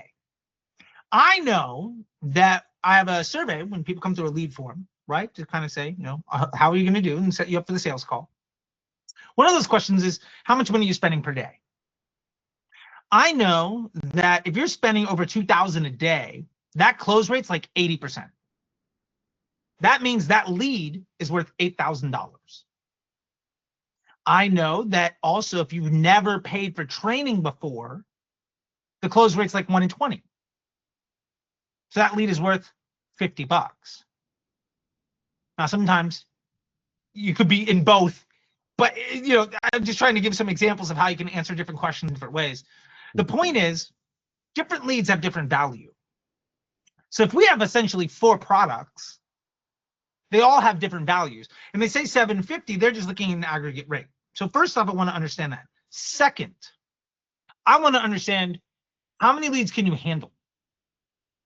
Because when you're doing lead gen, leads aren't infinite, right? So at 750 a lead, that works if everything is digital, but it's a real world. Eventually, they're going to have to talk to somebody. Or eventually, there's only so many photographers and only so many slots. Or they're sitting in a situation of like, look, we are running at 30% capacity, just give us more leads. Or we're running at 95% capacity, just give us more leads. Now, one of those are 2 very different situations. So as an example, I used to run the ads for an online university, or I guess it wasn't online, but we ran the ads. It's called Ashford University, way back in the day. Not that it really matters. But their call center could call about 300 people a day. Cool. They hired us to get them as many leads as possible. Well, the problem was once I got them 1,000 leads a day, their leads were sitting for 4 or 5 days. And by week 3, their leads were like 2-3 weeks out before they even contacted people. So immediately, it wasn't get us all the leads, it was get us the highest quality. So the reason I'm asking that is, where is the bottleneck? Is it in volume or is it in quality? If it's in volume, then we can go for lower lead cost leads. Okay. If it's in quality, what I'd love to do, and you can see this on a video, I did a video around Alex Hormozi's $100 million leads book, and I dropped the video like 3 days before about how I would set it up, and for what it's worth, his media buyer no longer works with him, and then his second event, he made $100 million in a day. Extrapolate what you want. He did reach out to some of my students to hire them to do the media buying. We'll leave it as it is. The point is, he talks about a thing called an engaged lead. And really what this is talking about is, can we do qualification? Not all leads are the same. So for instance, again, that 1 out of 20 lead conversion rate on my sales calls for the MBA program, I know that there are certain responses that are worse than 1 out of 20. Maybe it's 1 out of 50, 1 out of 100. For those folks, I don't even let you book a call. Now, I do email you that say, hey, look, maybe I'm wrong. If you want to buy now, go for it. And to be fair, I usually get 1 or 2 closes on that, and that's perfectly fine. Some people are like, fuck it, I want in. Okay, awesome. You're an outlier. Who am I to stand in your way? But the point is, you have the cost per lead right now. If there's an action that could be taken, so for instance, if it's cost per lead and then I email somebody to confirm a call, well, if only 50% of those people actually open that email and confirm the call, now the cost per lead is actually double.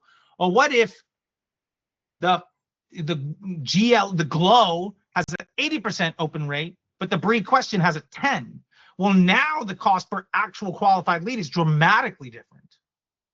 So I want to understand those things. So those are the questions you can present to the client, and they're probably gonna be like, I don't know, just get us more leads. But at least you're learning how to do the job better in a way that you can start to steer them into thinking about things in a way that is helpful for their business, which is, in my opinion, as soon as you hire me as a media buyer, I am now your de facto head of marketing and growth, and I will lead everybody along the way. I'm going to teach them English with this knife. You know what I'm saying? Like, we're going to get there together, right? That's a quote from Gangs in New York. Nobody knows what that reference is. That's fine. Anyway, it's an awful. If you watch the movie, it's Daniel Day-Lewis, and it's perfectly fine. If you haven't seen the movie, I'm a crazy person. Fair enough. The point is, I want to understand those things. Now, until we get to those answers, we have a lot of things that are all competing with each other. Yeah. And if all leads are equal, I don't want 4 different campaigns or 5 different campaigns. I have no interest in trying to chase all of these down.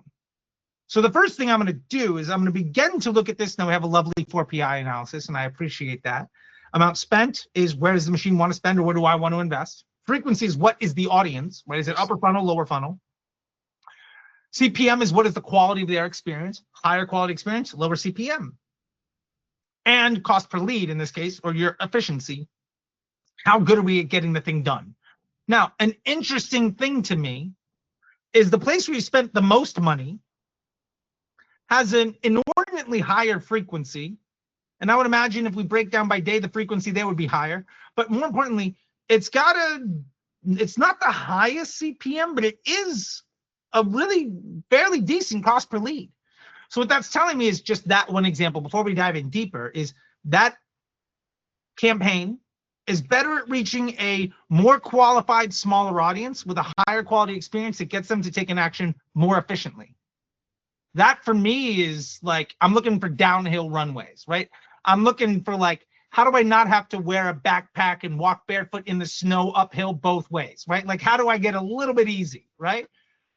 So that for me is the complete counterpoint to the one right above it, which is the second highest spending thing with the lower frequency and a higher CPM, meaning it's higher in the funnel, but people don't, but that's the lowest quality experience out of anything I'm running and the least efficient outside of the creative testing, but I'm kind of just rejecting that. Those are unproven ideas, so I'm kind of just throwing those out. So one of these is one of the best chances we have for success, and the one right above it is probably the hardest path to success. So just if we just look at those two things, right, and maybe we scroll over, we can see the volume of results just to kind of put some context into stuff. So let's get that volume over there. We don't really need the delivery. Okay, great, cool. So if we look at it this way, 3,724, one of these gave us almost twice as many opportunities to make money. Now you could argue that based on the frequency, well, we can't spend more money on this audience. But my argument is based on the CPM and the efficiency, I'd rather spend money there than in the other place. And so then it's like, okay, if I begin to remove myself from exposing the business to the liability that is the BOU, which I'm guessing is short for boudoir, but who knows? I'm guessing based on what you're telling me. Yeah, that's right. Okay, cool. It's not a big leap of faith to say it's the first 3 words of the business or whatever. If I begin to remove the exposure there and then scale up in the other place, scaling your budget by no means you're going to have a higher frequency. There are some ads in there. Right now, your ads at the spend level might just be lower funnel. But as you add budget, maybe the lower funnel ads don't get as much spend, but the upper funnel ones start to see more and more. That's perfectly fine.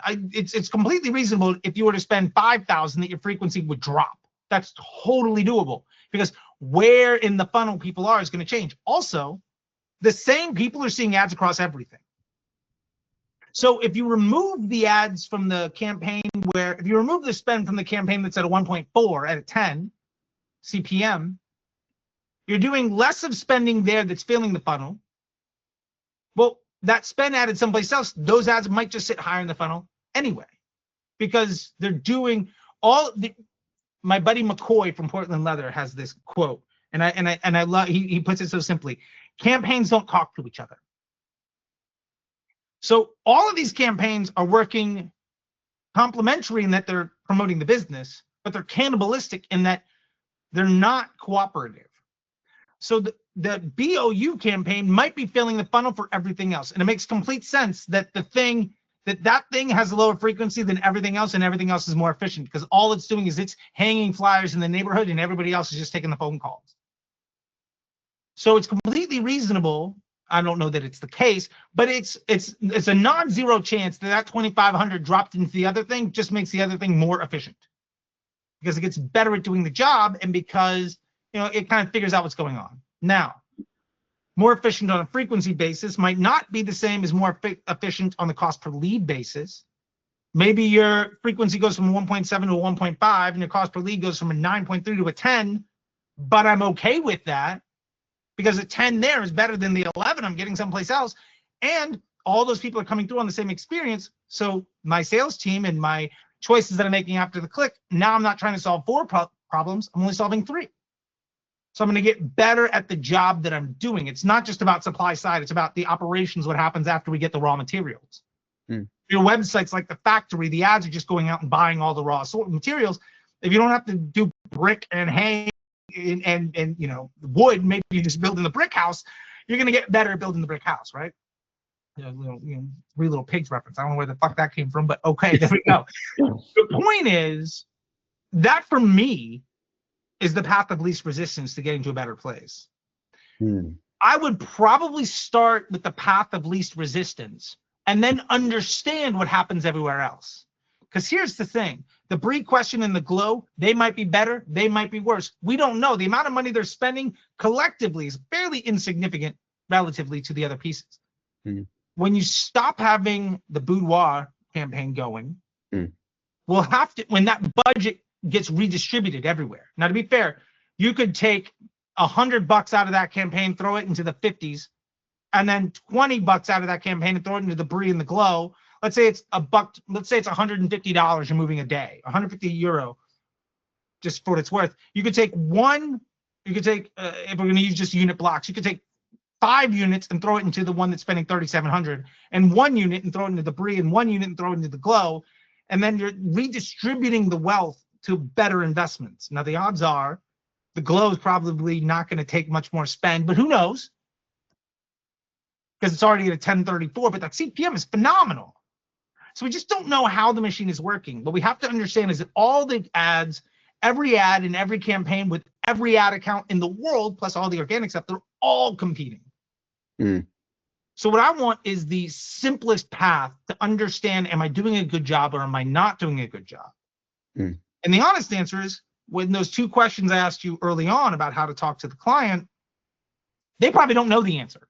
The honest truth is they probably have no fucking clue how to answer that question. And part of it is because they're getting 700 leads from 5 different places.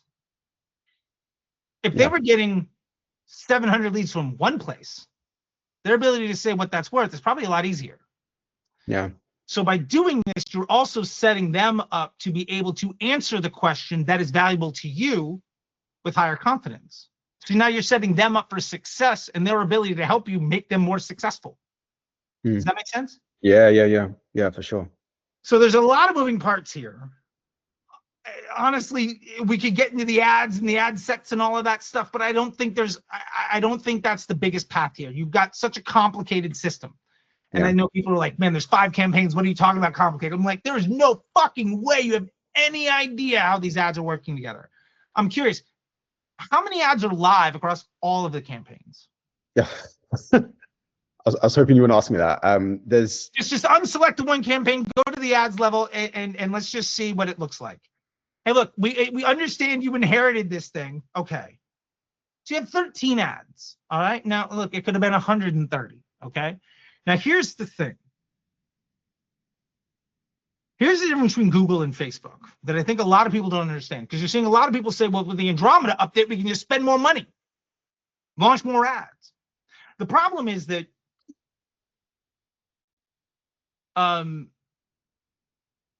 Google is an intent-based platform, right? So in Google, in search, we want to account for all the permutations, okay?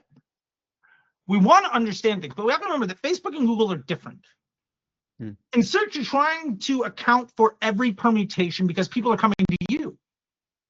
However, in social, you're trying to curate how to get people to look for something. Does that make sense? So Facebook is essentially the supply side and Google is the second touch. Now, the reason this matters is because how the machine utilizes permutation. And people will say, well, we need more ads because Zuck just said, you know, give us the customer journey. It's all customized and all of that stuff. Google is about having the right answer when somebody looks for something. Somebody has a credit card out, right? And they're just trying to satisfy the sale and somebody has money. If somebody can't find you because you don't have the right permutation covered, then somebody else will get the money. Now, when it comes to social, yes, we need a few ads, but it's not about each individual ad existing as one chance to make a sale. When it comes to Facebook, it's about the combination of different ads through a customer journey of multiple touch points on multiple platforms. Now, the reason this matters is the more permutations of any ad or the more ads that you have, the more difficult it is for the machine to understand how to show multiple ads to somebody to get them to do something. So a great way that I try to present this to people is how many different ways can you shuffle a deck of cards? Now, most people think, well, it's not that much, but a 52 card deck can be shuffled. The amount of ways that deck could be shuffled has 67 commas in it. It is an imperceivable number. The reason that matters is if the machine is trying to understand the personalization of how to show people ads, that number is an unachievable volume of randomness. Now, 5 ads is something about, I think it's, if I remember correctly, it's like 497 million or something like that. Maybe that's 12 ads. The point is it gets exponential the more there are.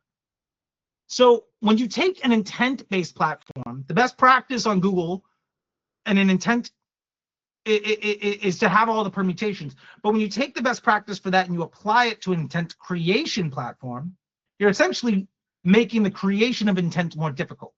Now, to phrase this more simply, the personalization on Facebook or in Meta, whatever, nobody calls it fucking Alphabet. I don't know why we're all calling it Meta all of a sudden, but that's a whole other fucking thing. It isn't about every ad on every single impression. It's more about how the ads are shown to people in sequence. So yes, each ad has value, but it's far more about how they work together. So when you have hundreds or thousands of permutations, it's impossible to spend enough money because there are legitimately not enough people on the face of the planet to satisfy the volume of answers that you need in order to deliver some optimized user experience. There's no way you're going to get to anything close to statistical significance. Like if you're sitting at a couple 100 trillion variations of something, it's impossible, right? And by this, we're talking about like if you have 20 or 30 ads. It's you see people saying, oh, we'll just throw in, well, because Andromeda, just throw 50 ads into an ASC and call it a day. Like, it's impossible for the machine to have any understanding what's going on. Now, to throw a little bit of twist, some bonus points here, okay? And this is getting more towards also lead gen. Remember that all of this stuff, when it's coming to launching a ton of ads and creative diversity and all of that other stuff that's wildly misunderstood, it's ultimately done to optimize the sale. But remember that the first sale is the least profitable, or in your case, the lead has no value. In e-commerce, the more different reasons somebody buys from you once, the more complicated the solution is to answer the most important question, which is, how do I get somebody to buy again? Or in lead gen, the more different ways I get somebody to become a lead, the more difficult it is for me to convert that lead into a buyer. Does that make sense? Yeah, absolutely. So essentially what you have in this complicated setup, and I know it's 13 ads, and most people are like, 13 ads, that's not enough. In my opinion, it's impossible to manage, because essentially what you have is a strategy that operates on a completely different economy, the search-based stuff, right? And a completely different machine. Essentially, it's like, what's the best oil to use? But I drive an electric car. Like, it's completely just, there's no continuity. And so then you're using that logic to make the most profitable transaction more difficult to get. in a way that also makes the least profitable transaction less stable and projectable. Or in your case with lead gen, you're launching 1,000 ads to find the cheapest lead in a way that makes converting a lead almost impossible. And anything that works only works on such a small unit case, which is probably just because it exists. Because remember, ads don't make sales. Yeah.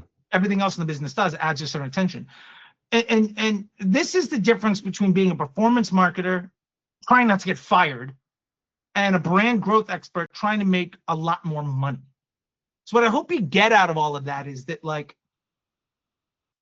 the volume of permutations, even at 13, especially if some of these are dynamic, is so astronomical that you don't understand. The machine is incapable of understanding how to build a consistent user journey that allows the sales team to convert people effectively.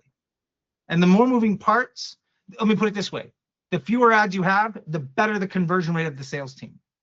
And if that conversion rate of the sales team is higher, you're no longer getting leads for $750. You're getting them for 10, 20, 30. They're like, anybody under $100 is going to convert. I mean, maybe that's a bit hyperbolic, but the point is, like, your job ultimately isn't to drive as many leads below 750. Your job ultimately is to get the allowable cost per lead to be higher and higher and higher, and then just get more of them. That makes sense? Yeah, right. You can't get there with 5 campaigns and 13 ads. You're ultimately not set up to be able to solve the more important problem, which means you're just trying to not get fired. And my recommendation to that is immediately try to focus on elevating yourself above the button pusher. Otherwise, somebody else will do a worse job for less money, and you will get fired for that person sooner than later. So that is a complete fucking diatribe, but, like, I hope that makes sense. That makes complete sense. Yeah, right. So you would say kind of try to do as much as I can to funnel my efforts into one direction so that I can optimize on that one, make it as good as possible rather than exactly. And your creative diversity could be, I've got 3 or 4, I've got a couple ads that sit upper funnel and 1 or 2 ads that come second. Like, maybe you have 3 videos that are really good at attracting attention, and a couple of static ads that are really good at saying, well, this video got somebody's attention, but they didn't buy. What's the one thing I want to say to them to get them across the finish line? If I can figure that out, and an analogy that I've used a couple times on YouTube is like the Olympic rings, right? Like the ring at the bottom has 2 rings above it, and then this ring has 2 rings above it. All you need is the second touch point. That's enough. That alone is plenty to get you to 30, 40, 50,000 a day. And I think the more you have, the harder it is to get there. Yeah, that's great. I mean, this is so, it feels like, I guess partly because they're over 4 different campaigns, it feels like there are hundreds of ads because it's just hard to keep track of what's doing what and how it's contributing generally to the business and to the user journey. So so basically simplifying it. Yeah. Simplifying it so that your client can actually answer the question that has value. Yeah. And then you can actually move the business forward. Otherwise, you're just the first thing on the chopping block when they make a mistake. Yeah, right. And I want more than that for you. Yeah, awesome. Thank you, Charlie. Yeah, that's great. So first course of action, would you say just funneling the budget from? Yeah, I would drop the budget in some places and add it to the others until you can consolidate. Yeah, okay. And then focus on how to solve your bigger problems. Okay. And last thing, just like from a technical point of view, just the all of them are ABO campaigns. Do you think it would make sense to make a new campaign CBO, like replicate what's existed with one of the existing? I don't think you're necessary for that unless they tell you that all leads are completely created equal and that nothing matters. And then you could build a CBO where you're just consolidating all your best ads from everywhere. Okay. Ultimately, you want a CBO, but I think that's a problem that you're not close to needing to solve. Okay.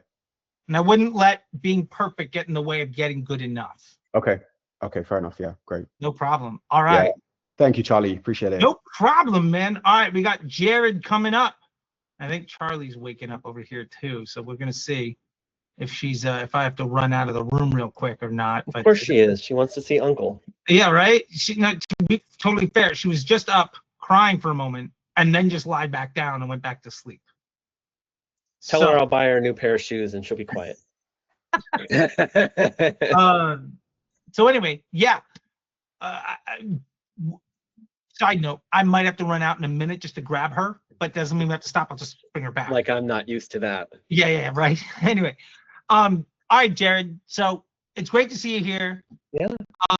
Let's dive into things. Okay. How can we fix stuff?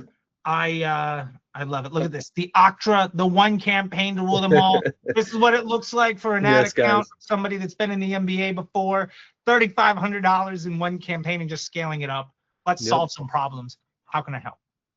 Okay, so we're having kind of a little bit of a scaling issue. Okay. So for everybody's context, this is what a really tight campaign looks like. So look how many golden bears we run. I know you don't know the golden bear theory, but you look how much we use it. Just a heads up. So NBA specific stuff. Some people will get it, some people won't. But hey, yes, look, it definitely helps. Yeah. It definitely helps. Okay, so there was a control. The control finally ran its course. But what we're really finding is through scaling that we are kind of. All right, hold on a second. Sorry, buddy. She's woken up right now. I'll be right back.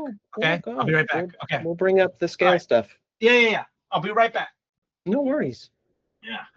I'm coming, Charlie. Oh my Lord, she's so adorable. Well, this gives you kind of all an opportunity to not just listen to me lecture, but see what I do and how I do it. But, also shows you that always room for improvement, even through somebody who's been doing this for a long time and teaches. And yeah, Charlie has his own theologies that are very nuanced. There's a lot of simplified nuance, I think is the best way I could put it. So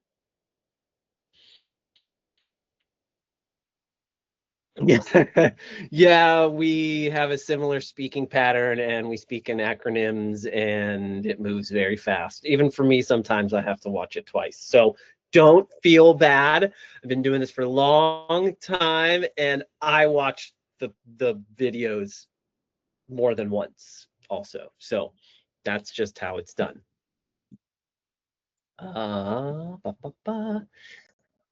This was an old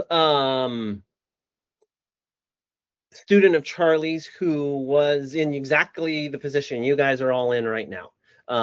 Wanted for more knowledge from Charlie, and I was in the groups and was helping and answering questions like I do.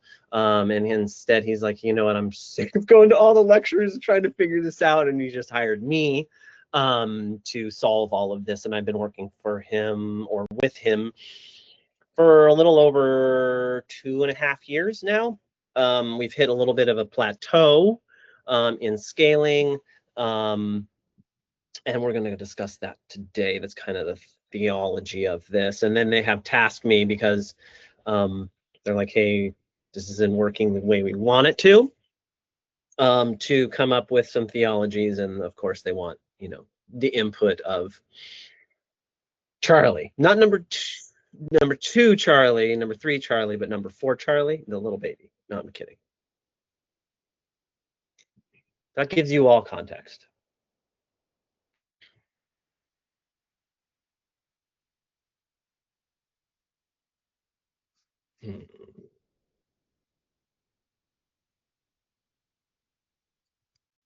You know what? Let's do this real quick. I want to present.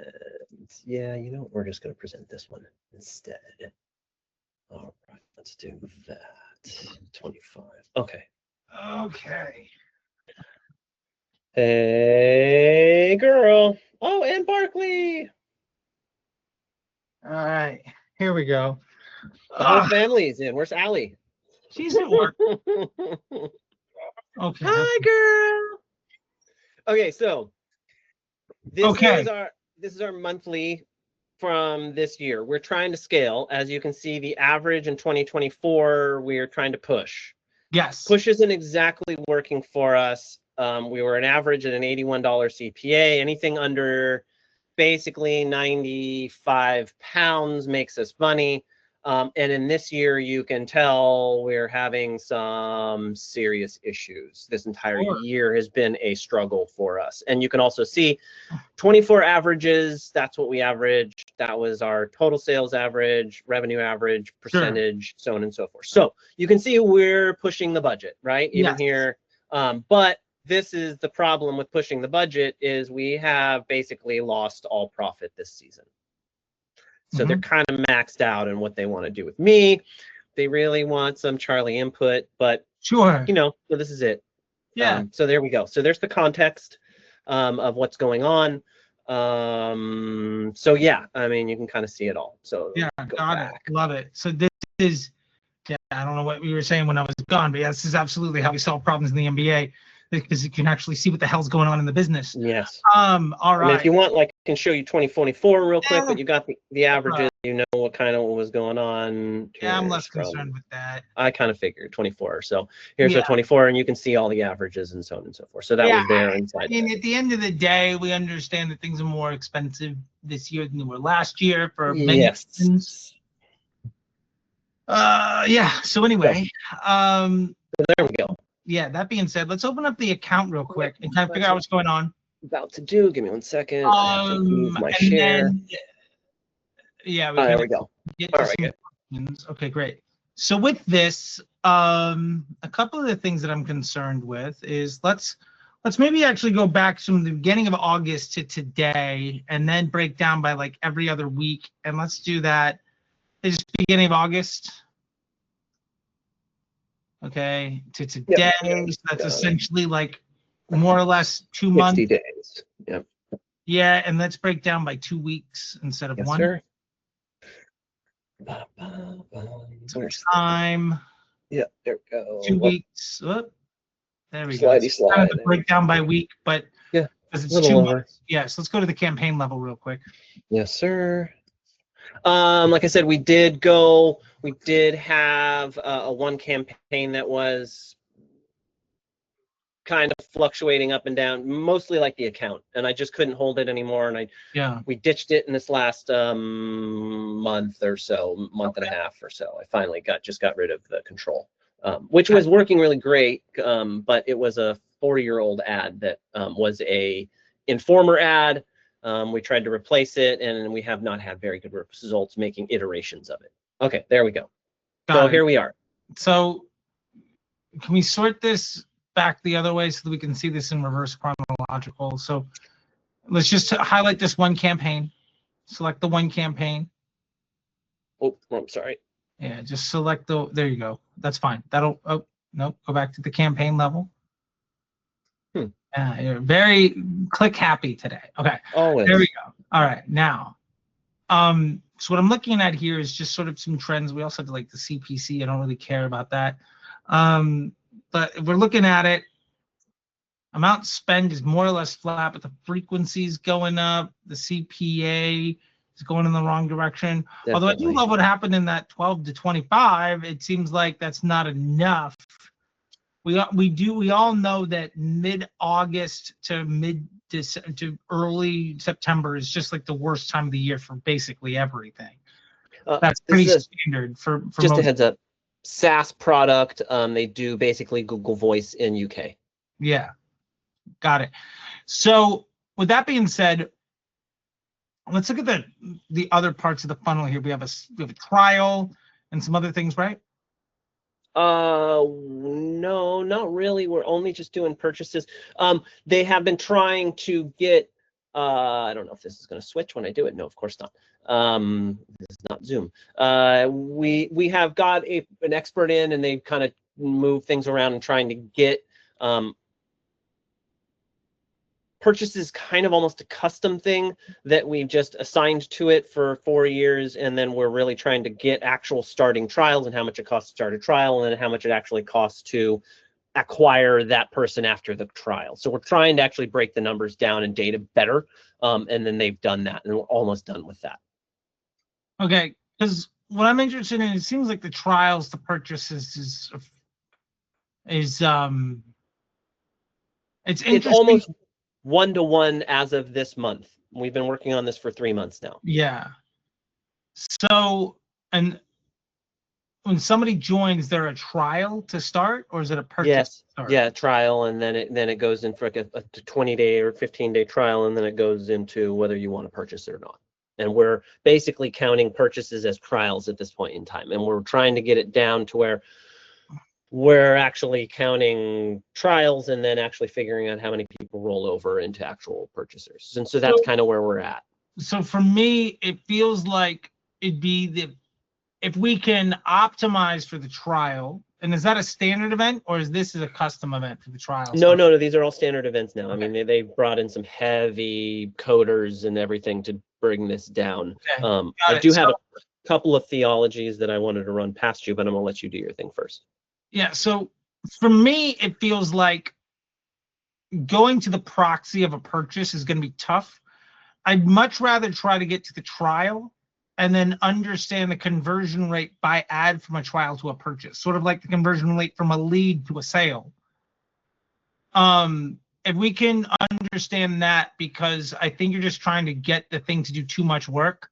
I think you got away with it for a while, but now it's to the point where the market is telling you we just can't take that leap anymore. If we can understand how to buy the highest quality leads, which is essentially trial, and we look at if we were to look at a metric of like trials divided by purchases, or sorry, purchases divided by trials, and then break down to the ad level, you're going to see that some ads are a lot better at getting purchasers than others. On a conversion rate versus a cost basis, I think then we could optimize towards trials to get the highest volume of the thing. That also gets us the best conversion rate, instead of trying to optimize for the conversion event itself. That way we're dealing in higher volume, and we could get out of the purchase event, which is already not necessarily a direct linear they buy purchase event. So it's already kind of hacking our way through stuff. Kind of. That's going to be, that's a hard road to get better at. 2023 and 2024, we're fine with that. But yes, Yeah. You're correct. Everything's changed in 2025 since Andromeda and all the new yada yada. Yeah. So, I mean, I think, well, I'll put it this way. I think you got away with some stuff that you can't get away with anymore. Okay. And so the way to fix that problem in this case, if we were to do just a simple purchases divided by trial starts, you would see essentially trial conversion rate. And then we get down to the ad level. And if we optimize towards the trial, even if it's just with new creative testing, if the new creatives were optimized towards the event of a trial start instead of a purchase, like how you can optimize towards a new customer instead of a sale, or a subscriber instead of a purchase, that stuff. Then we're essentially doing creative testing for the lead, but choosing to elevate and escalate the things that do well at converting the leads. So we're saying, hey, you're only good if you can get leads, and we're only going to promote you if you're good at the leads you get convert. Does that make sense? Yeah, kind of. You lost me a little bit on that one. So we can tell the machine to go after trials. Right now, purchases and trials are honestly linked to almost exactly the same thing. And that is, like I said, so we're trying to convert to that, and then we haven't got it completely dialed to where a purchase is an actual after trial actually started and bought the actual thing, not the trial anymore. So we don't have that event set up. But you do have trials. But we do have, but this is all new. This is all the new code that this guy just baked in the last, like, literally 60 days. Sure, but you've got hundreds of trials. Okay, true. So my point is, instead of trying to completely rebuild everything, which is also going to be a fucking nightmare. Oh, I know, I've done it. What I might do is do creative testing to the optimization event of a trial start. And then then focus. the things that I choose to continue to escalate are not just the ones that are good at trial starts, but where the conversion rate is above some line. Like, let's say, I don't care if you have 1,000 trial starts but only 2 purchases. Like, maybe it needs to be an 80, and 90, and 95% conversion rate on the trial starts, because you begin to optimize for the lead instead of the purchase. Your conversion rate might go down, but your efficiency will go way up. So your volume goes up, because instead of optimizing towards the purchase, you're optimizing to the trial start. Which is almost a custom event to purchase at this point in time. So now you're optimizing towards an event that is closer to what the business does with a lower competition standard event. Mm-hmm. And you're going to get a higher volume of it. And then you are making the choice as the media buyer to say, it's not just, I'm asking you to only get trials, but I'm now going to make the qualitative choice of 2 things might both get 100 trials, but one has 40 purchases, another has 90 purchases. Take the 90 purchases and move forward. Yeah. So what you're doing is say, get me as many trials, and then I'm going to evaluate how good you are at getting me from the one action to the enhanced value of it. Does that make sense? Yeah, 100%, totally. Yeah, I mean, the only issue is that if they can get that set up perfectly, then that's the ideal world. If not, then I'm stuck with trials at this point in time. And so, yeah. I think either way, what this does is it gives you a lot more data of Sure. things that are lower cost, and it allows you to move towards something where there's closer alignment between what you're asking the machine to do and what success is actually defined as. Yes. So I think that will get you to a place. Now, if your trial start goes from 105 to 95 to 85, what if it's like a 50? Your conversion rate might be 75% instead of like 90%, but your actual cost per purchase continues to come down. Does that make sense? Yeah, no, I do get that. Because we're basically giving the data point saying, hey, we need to find these people to reach out in higher volume, and then make decisions off of the percentage of actual purchases. It's very similar to what you do with the organic we did with Ali, to where it's like boost it for $5 and then see how many followers you get off of it, correct? You're doing qualitative analysis. Perfect. Focusing the machine on a more upper funnel event, but it's not like add to carts. Okay. There is an intent on a trial, right? Absolutely. So it's like a lead to attend a sales call, right? Or it's try to get as many people to the webinar, but then only optimize to the people that show up, right? Or whatever it is. So that way we can, complete reg, but we're actually making the choice towards the custom event. We're doing the qualitative analysis towards the second action, the engaged lead, as it were. Okay. And that way we can get a higher we should see our cost per trial continue to drop. And then eventually it's just like, well, how good can we get? You're allowing the rest of the business model to convert trials. And then your job is to just drive as much volume as you can, and then make the choices of the things that best leverage how the business is solving how do I get a trial to be a customer? Yeah. And that should help you have a reduced cost per trial on a pretty regular basis, back to the point where it's in the 40s, 50s, 30s, 70s, whatever it happens to be, wherever it ends up. As long as I can get back to the 80s or even low 90s again, I don't even mind, because this 120 shit, we're losing $20 on everything every time. So I mean, we minimal to break even, we need 100 pounds, and then to make money, we need 90.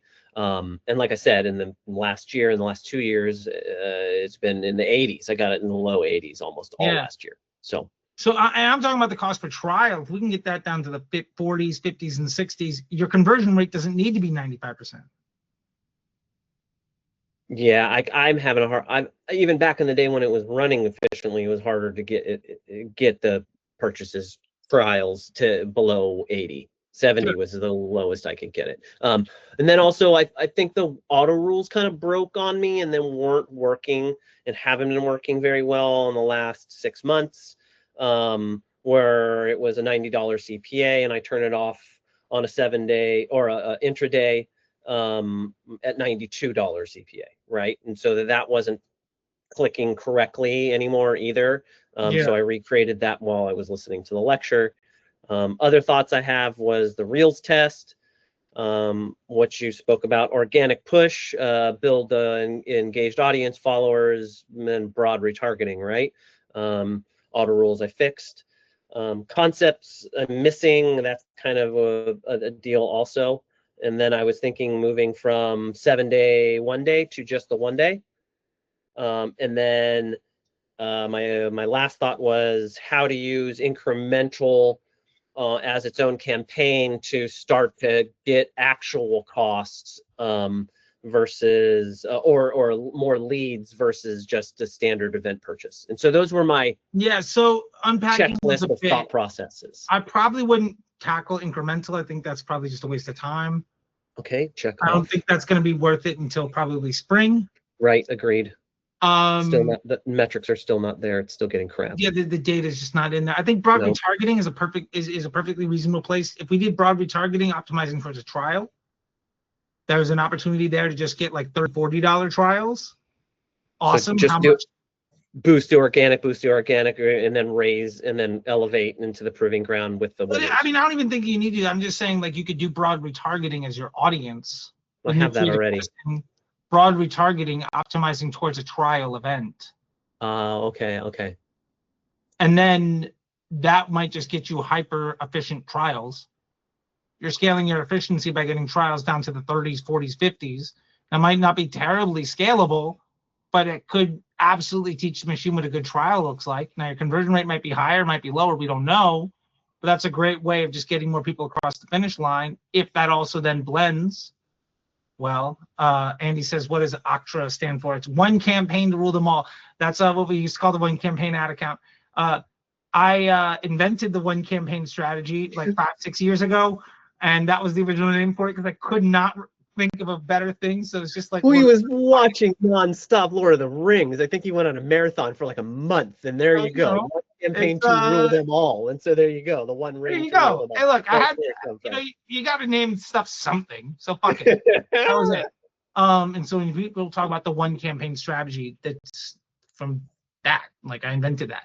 So anyway, the point is, I'm okay with the broad retargeting, optimizing for the trial. If that's a way of suppressing the cost per trial, and our buddy Pat from the MBA, I don't know if you remember Pat, he's got the car seat cover. We're doing that, and we're running it towards essentially doing our rebut sells to the broad retargeting, and it's crushing. Instead of doing for the higher value AOV, you could do it for an upper funnel event just to scale your efficiency on those things. You just plow more people through the machine. That could absolutely work. Well, I kind of think I am do broad retargeting. I mean, can we look at it and see if that's sure? I mean, what's the audience? Just the ad set level. I mean, is it broad or is it broad retargeting? It should be broad retargeting. Honestly, let's look real quick. 10,000 events. It should be on the broad retargeting. Broad retargeting wouldn't necessarily be the 10,000. This looks like no. Well, the nomenclature says broad, but yeah. Okay, so it says purchases 180, exclude 90s. Okay, so yeah, there we go. 30-day page view. Yeah, okay, so 30-day broad retargeting. Okay.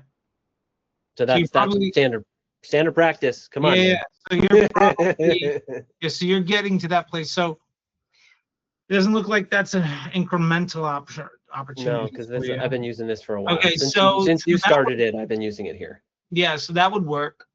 So that's working. I mean, the other option is you could just go not broad retargeting, just open up broad to see if you can get some more scalability out of it. Or try that on just the DCTs and vice versa. Yeah, okay. Assemble your winners to full broad and then let your DCTs have less competition. Okay, that makes sense. I like that. Yep.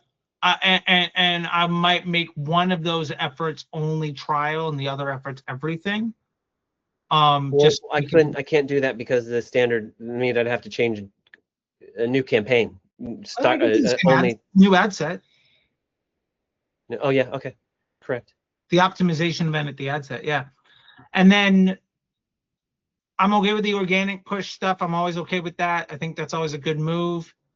I don't, and then the 7-day, 1-day, I would just keep the 7-day, 1-day. I don't think giving it less information is going to make it more intelligent. Yeah. I just thought higher, stronger data and pulse would be, you Yeah, know. but you don't have I mean, if you're getting 1,000 sales a day or Totally. something like that, maybe, but even then, We're I at don't like 20. Yeah. Yeah. Yeah, so I mean, I think that's a lot of it. And then just like if I do some of the brand development stuff in the reels or whatever, and then I'm optimizing towards the trial start. And then if I'm using the optimization event of a trial start, and then I'm doing the qualitative analysis personally on what has the best conversion rate from a trial, that will ultimately allow me to understand how best to get the lowest cost per purchase. Well, that I'd have to do inside of the docs because I don't have access to their website and they have to fill that out I for mean, me. you So would I would have still to get kind the of, purchases number here. You'd be fine. but like I said, these purchases are fake. These are actual, literally us telling it 3 years ago that these are trials and we've just named it purchases. And so it's basically trials versus actually named correct and put down correct. So it's basically exactly the same thing. The Okay. reason they're side by side is so that we could start to see if they've started to marry up and properly once the guy's data started So, coming yeah, through. I mean, I think just getting that to the trial start instead of the purchase will solve that problem, and then you just kind of have to figure it out from there. I think I would look for some optimization event past the trial if possible, if there's some rollover, some engaged event, something that happens within 7 days. But other than that, like, I think you've done a lot of the stuff you can do, but I think the optimization event of the trial versus the purchase, because you're not actually doing purchases, so you're telling the machine to do something that's not real. And then moving to broad versus just broad retargeting should help you get some efficiencies. And doing the brand dev stuff, that should also help with your CPMs and things. And like, Okay. on another level, just keeping golden bears live will probably fill things just as much as the brand dev will. But that's another conversation for another place, another day. Right. But yeah, I mean, I think that's a lot of where I would go with it. I don't know that. Let's see. There are many. Are there any additional retargeting audiences? I would only go for the broad retargeting. Although to be fair, you could go from 30 to like a 90 or something like that. There's an option there to just expand.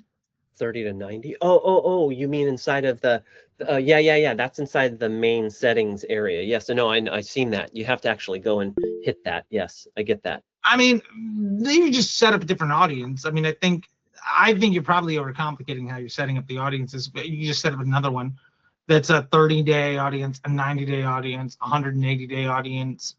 Oh, of views in the Instagram and so on and so forth. Yeah, okay. Yeah. So you can just leverage all of that stuff. Got it. That makes sense. I got it. Your control might be broad, but if your control isn't broad, if it's all broad retargeting, maybe expand that one. No, control's off now. Done. Okay, so like just the one campaign. We're just all the way down to the one ad set in the campaign. You're saying? No. There's 3 ad sets. There's so I'm saying you can control inside of here. Oh, okay. You know what I'm saying? So you have a control ad set with your other ad sets, and then I just don't need it anymore. It's just that one is not a runaway anymore. That one ad. Yeah, so you could build a winner's ad set, a control ad set in here. Okay. And have that run. If these are all broad retargeting, then you don't have anything that's truly broad anymore. That might be a place to take your winners and go out of the backyard to the big wide world. So into the Shark Tank and from the Shark Tank to the Megalodon tank? Yeah, you know what I mean? Like just out of the backyard pond, right? Like you're going to need to do something. Otherwise, the more you optimize, you're going to get more and more efficient until you go out of business. You know what I mean? You have to build a funnel somehow. So if you take only your best stuff and you have that go out there, maybe you restrict the spend. Maybe it's a spend max. And then as you scale up the budget, you decide to change the spend max. But and maybe you say 20% of it has to be full prospecting. That's fine. Whatever it ends up looking like. You just don't want to get so efficient that you run out of opportunity. Yeah, it seems like that's kind of what we did, and then the Andromeda and everything really changed us. And then, you know, we scaled up, and then just the spend, you can tell from that the spend was just, you know, we went from $30,000 average in 24 and 81 CPA, and then in January we jumped to 55, and then 61, and then 112, and we just kind of lost from there, and just kind of, you know, that. Well, it's perfectly reasonable to expect that certain things around January and March didn't help. They're out of our control. Yeah, I hear you. This is the UK though, but yeah, no, I hear you. Yeah, it's a global economy. And we can also expect that, you know, your misalignment of definition of success versus what you're asking the machine to do, that would be something where the update of Andromeda could hurt you, in that somebody that is aligned is going to win where you're misaligned. I'm 90% aligned with whatever it wants, and your teachings have literally been exactly every time they change something, it's just like, yeah, that's what we're already doing. And then they change something else and like, yeah, that's what we're already doing. And I'm like, how do I get more efficient in this? I'm already efficient. Yeah, I mean, you know, there's only so much you can do, right? So I think I'd be looking at that here. One, my nomenclature here doesn't tell me if I'm broad, retargeting, or broad, so I'd probably clean that up a little bit. Yeah, okay. And I want to make sure that I know, like, if I'm all broad retargeting right now, going full broad might be an easy way to get out of the box. Okay. Smart. And doing that towards a trial start versus a purchase. And I could even do that as a proving ground with my winners.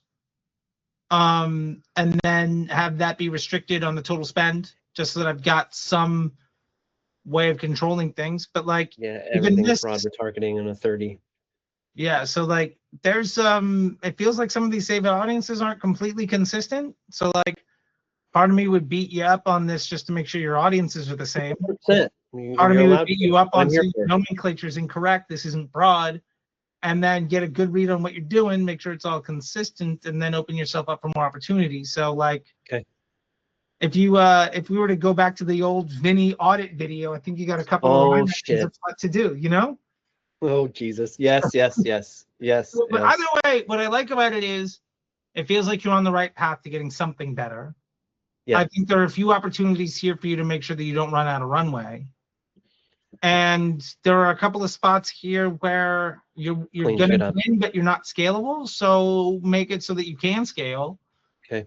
And I think the number one biggest piece outside of all of this stuff is I begin optimizing towards a trial start, because that's what you're actually doing. Okay. Yeah.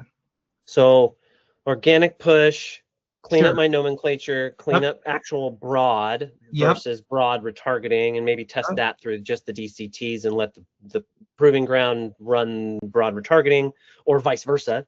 Yeah. Fill in missing concepts. Don't need to switch to 1 day.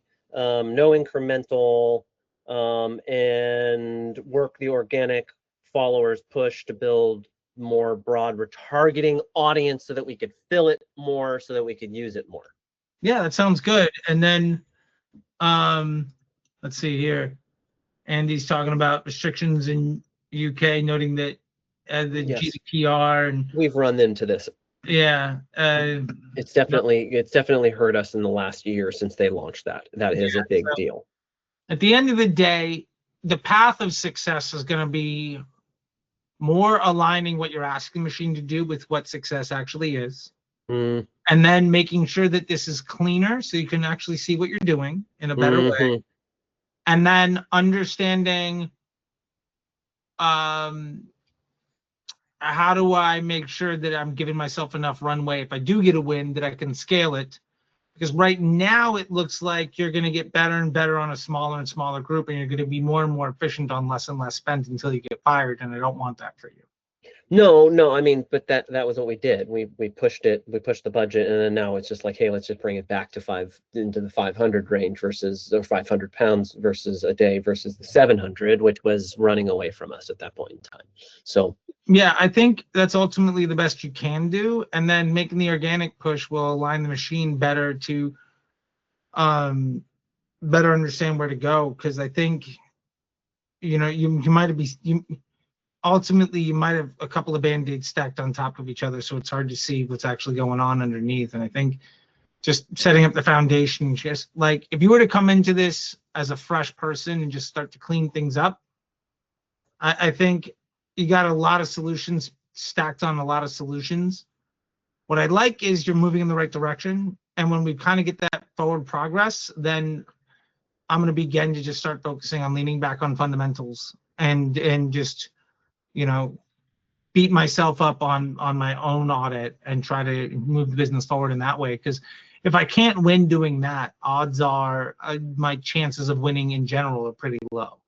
Yeah, no, I got you. It's nice to know that I'm doing 90% of it correctly, and that my I'm sure that's how then my nomenclature's Sometimes off. you're like, what the fuck? Yeah, nomenclature's gotcha. off. It's so funny because that's what my lecture this week was telling people. Yeah, this nomenclature's horrible. And then I come in and Charlie's like, "Yeah, Jared, come on." Yeah, we got continuity between the two of us. I'm glad you're holding yourself accountable, and then I am too. There's some continuity here, folks, for the folks in the academy. Anyway, with that being said, man, I think I'm gonna let you go. We're coming up on over 2 hours. Yes, sir.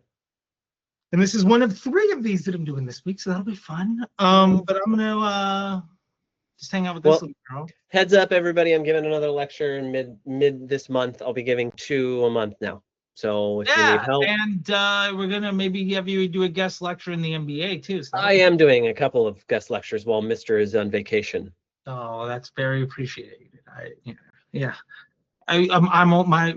Thank you. Of course, dude. I know how it is. All right, buddy. Well, I'm gonna let you go. I'm gonna let everybody else go. I got some other things done, dude. Thank you. If anybody has questions for me, let me know. Throw them into the spot. I'll answer them. There we go. All right, bye, buddy. everybody. See ya. Thank you, guys. Oh, and that, you got